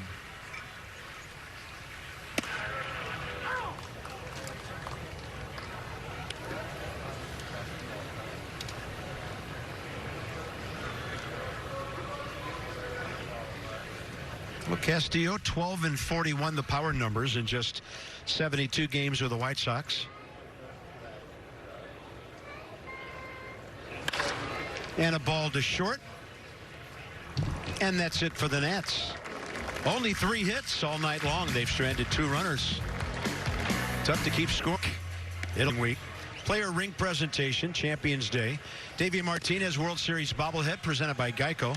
So grab your tickets for April 4 and 5 against the Mets, 6 through 8 against the Marlins. Nationals.com/ticket finder. Top of the 8th. Roenis Elias. Yeah, because of the hamstring, the unfortunate injury suffered while he was trying to leg out an infield hit in Arizona. Only appeared in 4 games down the stretch for the Nats. And much bigger things expected of him this year. Yeah, fastball, slider, curveball change. Jake Knoll, no play after knocking it down. That was Dylan Carlson's 5th AB. Good effort. Just off the end of his glove. Maybe a little jab step toward first as he came set was the difference.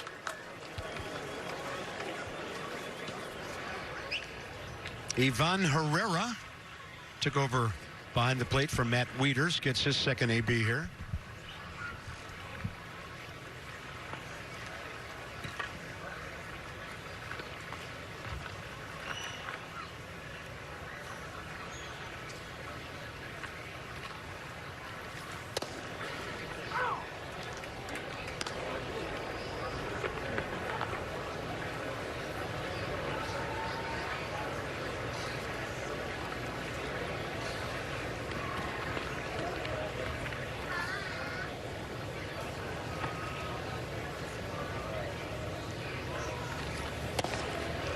Good heater, low in the zone, 0-2.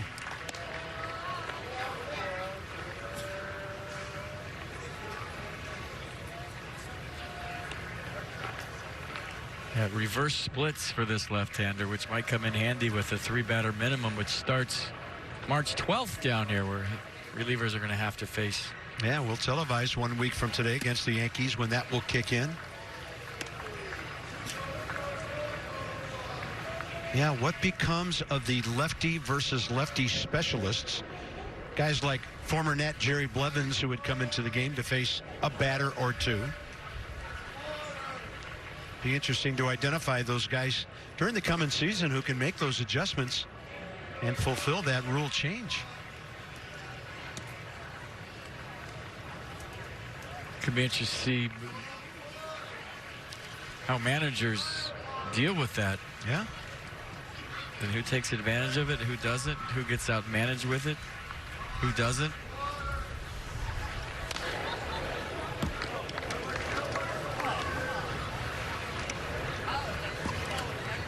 Some rule changes, a 3-batter minimum for all pitchers or the end of the inning.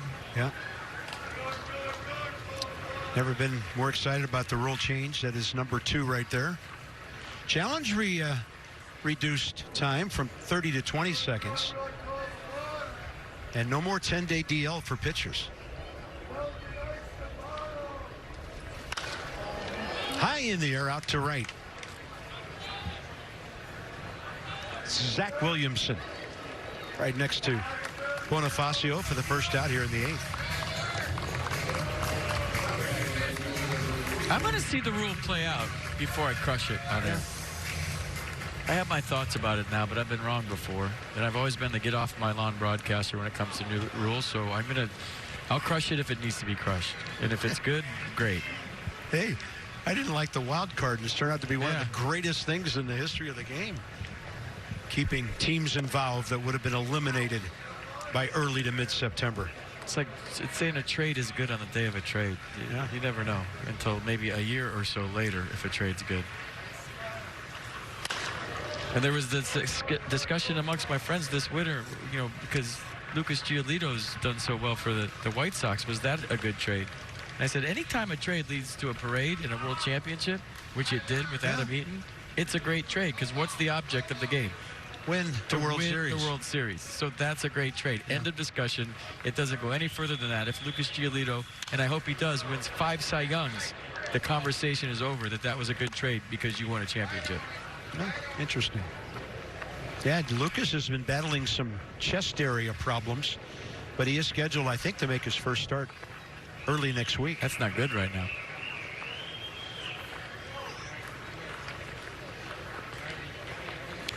The last thing you want is chest area problems. Wow, what a great job of turning that pitch over for the strikeout. Elias, and there's part of that reverse split thing you talked about, striking out a right-handed batter, Tyler O'Neill. Yeah, so say he comes in to get one lefty out, a nasty lefty, Freddie Freeman, and there's 2 right-handers behind Freddie. Well, that's what you need now. There's no more lefty specialists. Great pitch. Here's Ravello. Double. Second inning, RBI double in the 7th. He's 2 for 4. And that's a breaking ball that came back enough for a strike.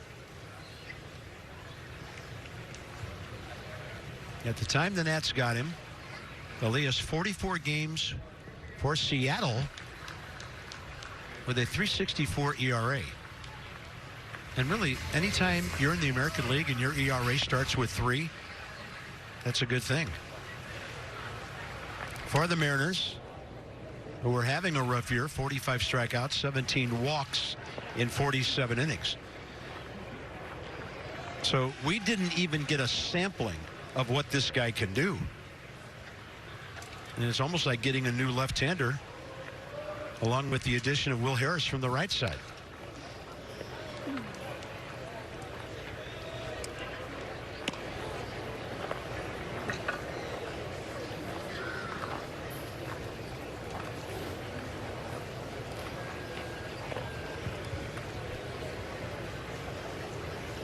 As a starter his first couple of years with the M's. Big leagues since 2014 after departing Cuba. Native of Guantanamo.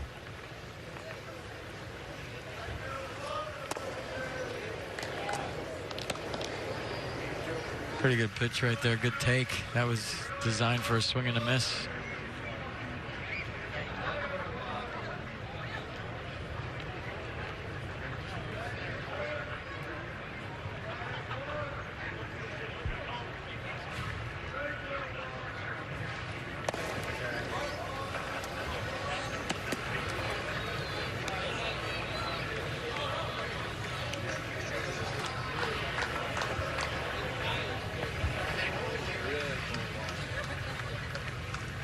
About a week or so, you start lining up your relievers into situations where they're going to pitch during the season, maybe back-to-back days, stretching them out a little bit, getting them ready for opening day. Ball touched out to right. Williamson back. Right in front of the wall, a step before the barrier. And Elias, a scoreless 8th. That's good for the Nats bullpen. Bottom of the 8th, straight ahead. Last couple of innings. Nats fans having a good time at the yard. This is Ryan Helsley, 25-year-old from Tahlequah, Oklahoma, out of northeastern state. Cardinals made him a 5th rounder 5 years ago. And with the big club, for the 2.95 ERA last year in 37 innings. Yeah, big fastball averaged 98 last year, so cutter curveball change a compliment it, cutter 88. And taking over for Ryan Zimmerman in the DH spot is Yadiel Hernandez. This would be fun to watch. Good fastball, a guy that likes to swing hard. Here we go. Yeah. 53 homers, 324 average in 6 years in Cuba with the Matanzas ball club. Whoa. I think that one got mitt and umpire's helmet on the way back to the right. Yeah. Catcher's 0 for 1. Fastball indeed. He didn't even get a glove on that, did he? I don't know. I thought I heard 2 sounds, but the ball was coming hard. He put down 2. They're throwing a fastball. 97. He wanted something slower.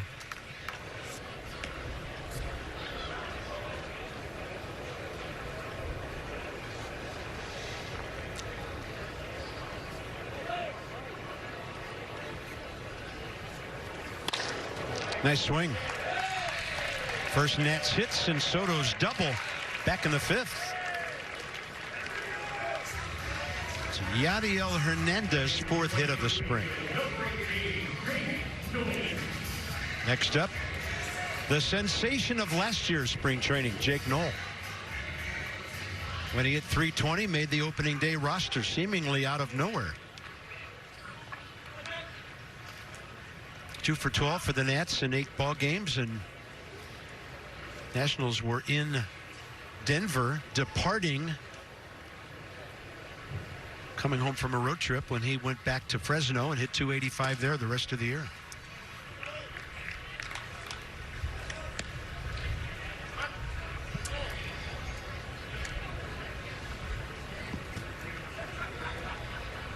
When did the Nats go to Denver this year? Have you looked? I think it's a little later than last year.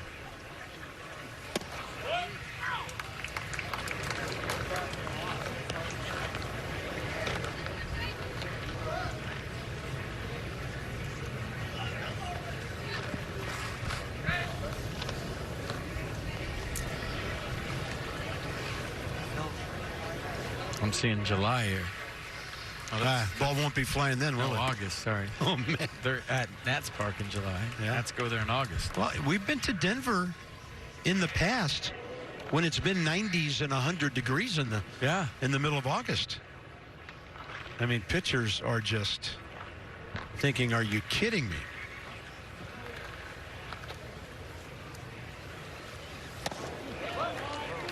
Good pitch with some dive on it by Helsley. 2 balls, 2 strikes.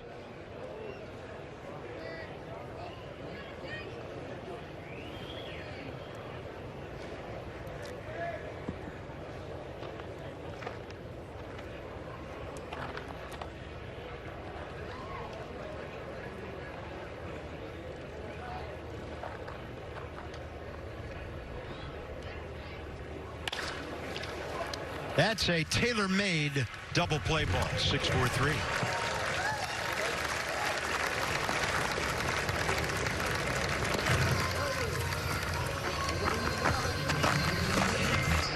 Second of the night by the St. Louis defense.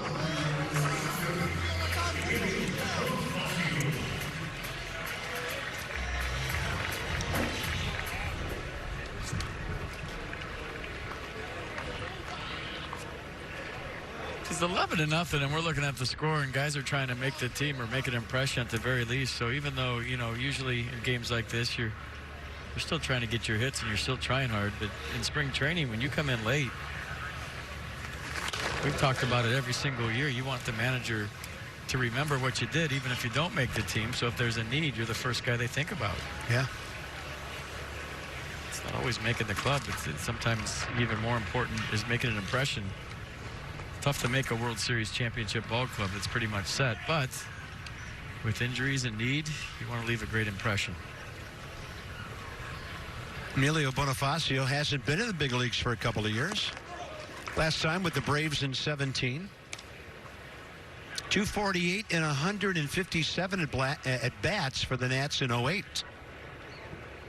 And as we mentioned last week, traded to the Marlins who were looking for some speed and some defense. The Nats got Scott Olson and Josh Willingham in that deal.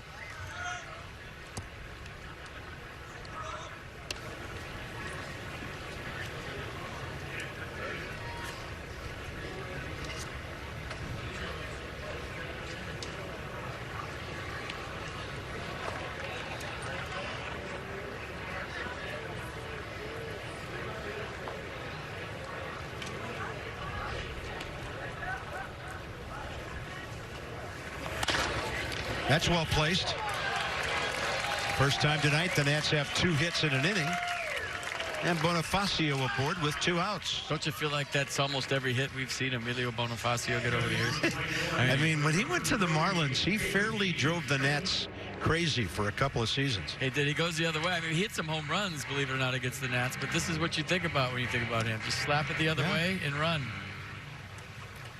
Parts of 11 years in the big leagues with the D-backs, Nats, Marlins, Blue Jays, Royals, White Sox, Braves. And then back to Chicago and Atlanta for return appearances. Fantastic career. Still going. J.B. Shuck is next.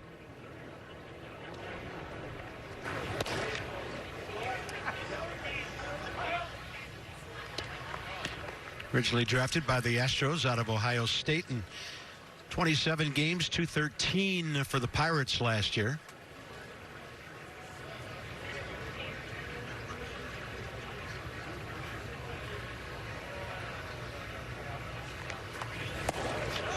Not biting on that one, diving down and away.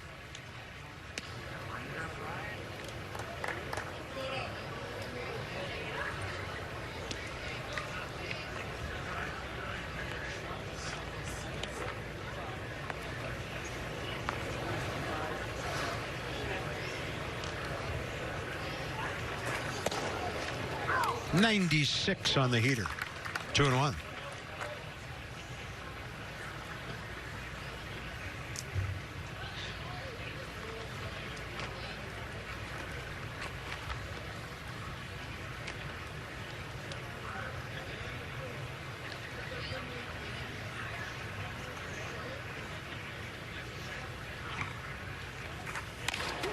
Right in on the hands. Helsley gets a double play ball, gave up a couple of hits.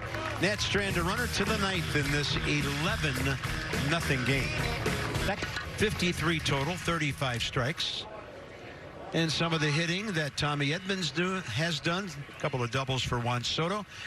And Patrick Corbin kind of talking the same way Max Scherzer did last week. Not little adversity in spring training, not a bad thing to see how you feel afterwards. No, I thought slider was great. I mean, other than, you know, hitting a few barrels, but it's about your workout, getting your work in. These guys don't panic. They're veteran guys. It's about building up and getting ready for when it counts. He did have 5 strikeouts. So we go top 9. And pitching for the Nats, Jonathan Herman. 3 levels of the organization last year, from Hagerstown to High A Potomac up to Double-A Harrisburg, and he didn't have an ERA in any of those places higher than 3.5. Back when he went to Double-A in 9 ball games, 2.08.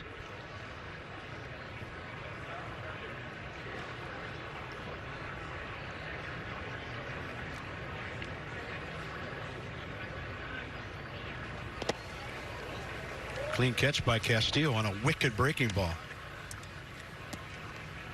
Herman, 25 years of age, 6'4", 215. Bani of the Dominican Republic.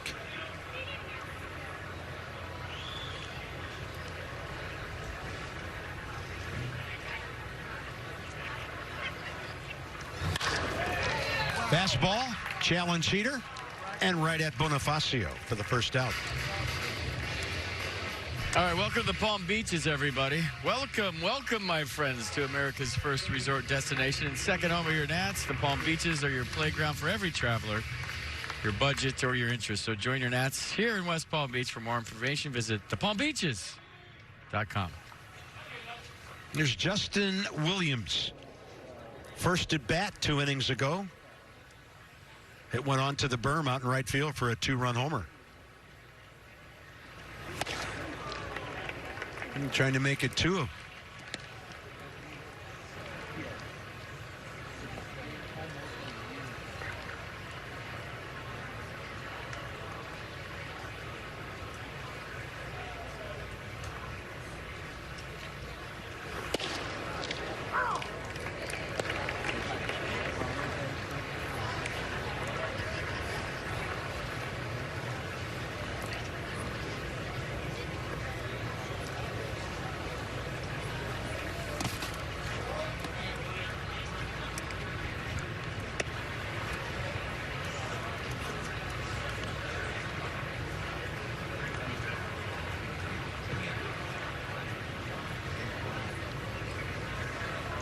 Change up coming.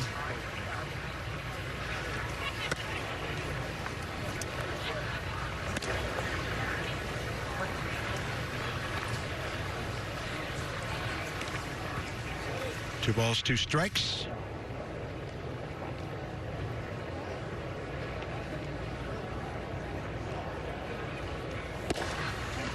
Tomorrow, Nats are up in the Cardinals Marlins ballpark to take on the Fish.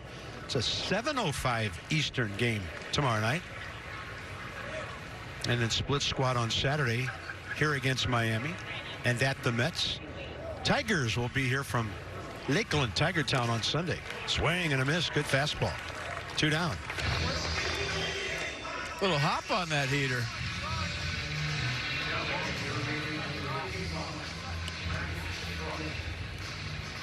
Well, giddy up there at the end. Nice pitch.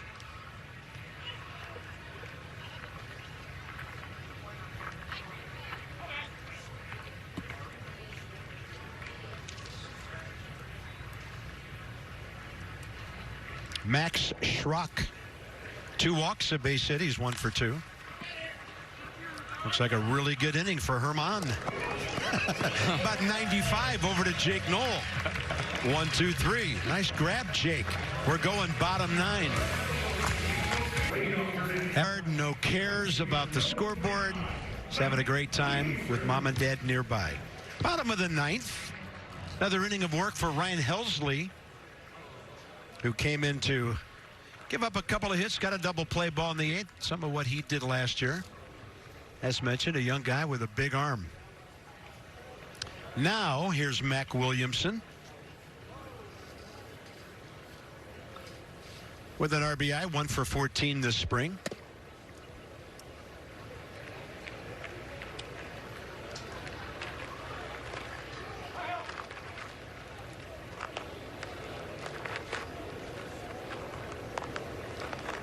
Parts of 5 years with the Giants and Seattle. Went from San Fran after 15 games last year to the Mariners.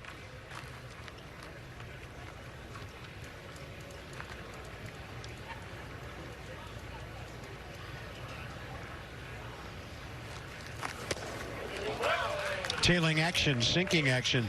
I don't think the first base dugout liked the strike call.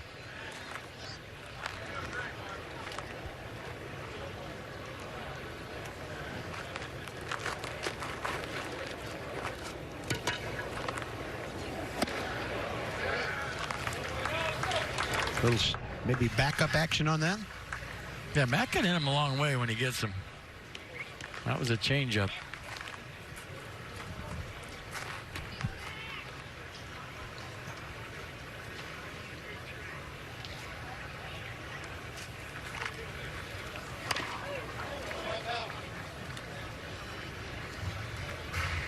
Day game next Thursday. Yankees down from Tampa. You talk about a ball club dealing with injuries right now. Severino, significant starter. Judge, Stanton, both beat up right now. Found a way to win 103 games last year with a lot of guys hurt. They did.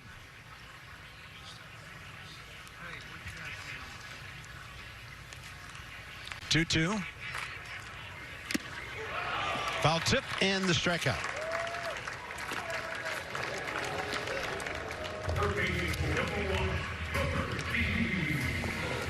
Wilmer Defoe again.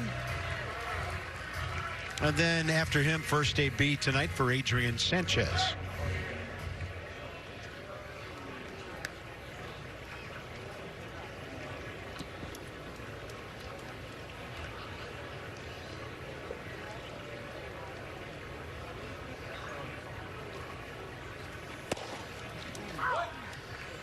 And Wilmer thought it was outside. Strike one. Well, tonight the Nats got 3 innings from Patrick Corbin.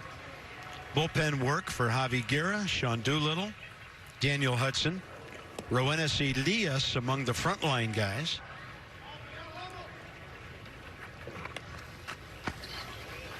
Juan Soto, a couple of doubles.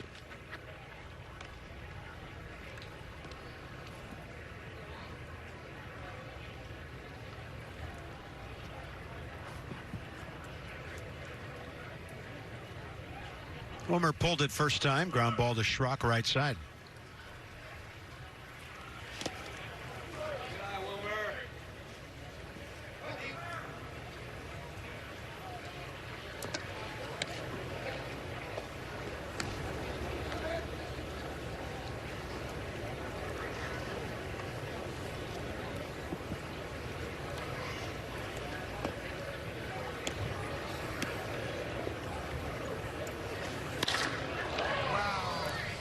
Out to left center.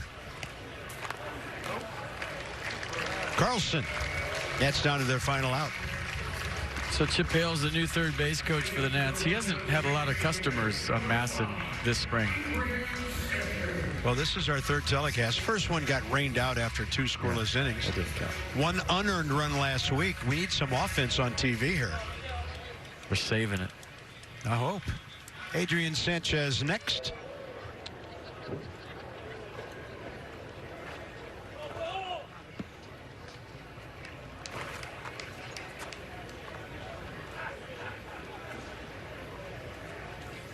The Nats' most well-traveled player between Washington and Harrisburg, PA last year.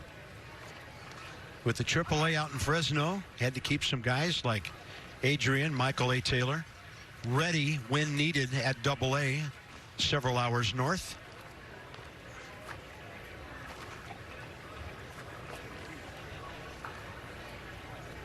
Mike Estabrook has taken some direct hits tonight on pitches.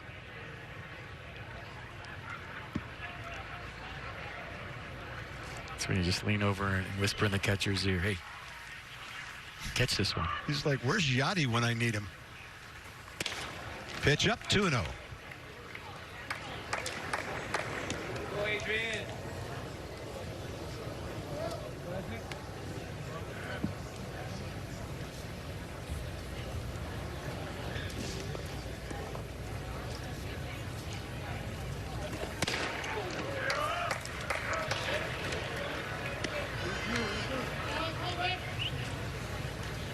I might get one more look at Luis Garcia. I'd like to see that. Adrian always gives you a good professional at bat when he walks in the batter's box. And he'll take the 4-pitch walk.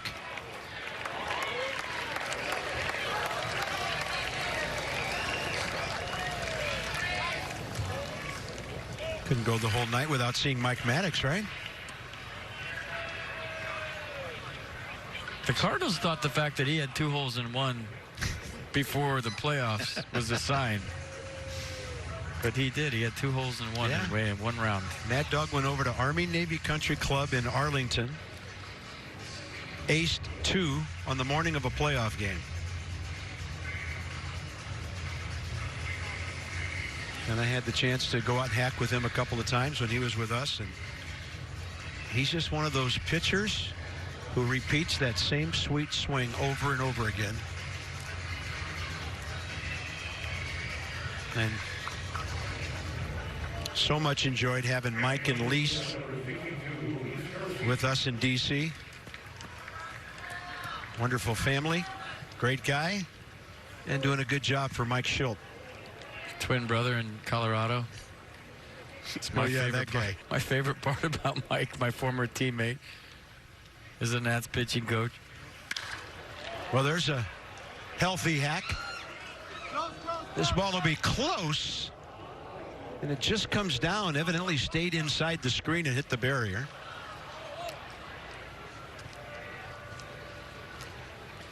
Luis Garcia, 3 years in the minors, .281 batting average. 34 stolen bases.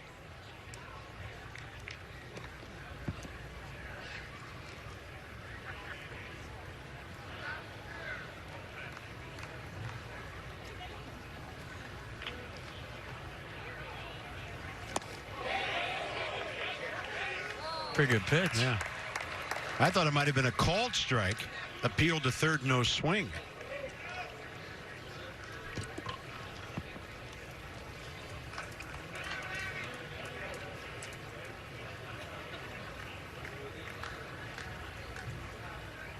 Inside edge on the target. 2-1.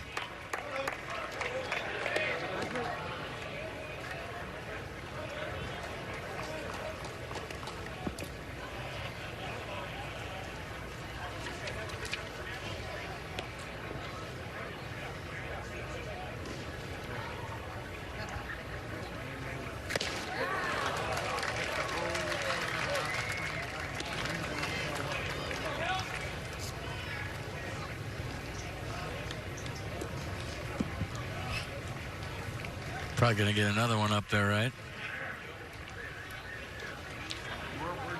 Nope.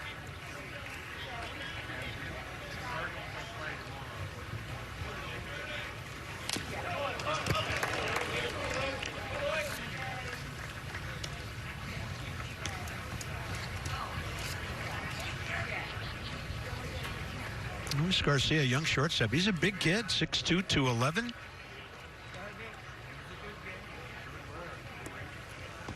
Not many homers in his 3 minor league seasons, just 12, but he's got the size to develop some serious pop. 2-2.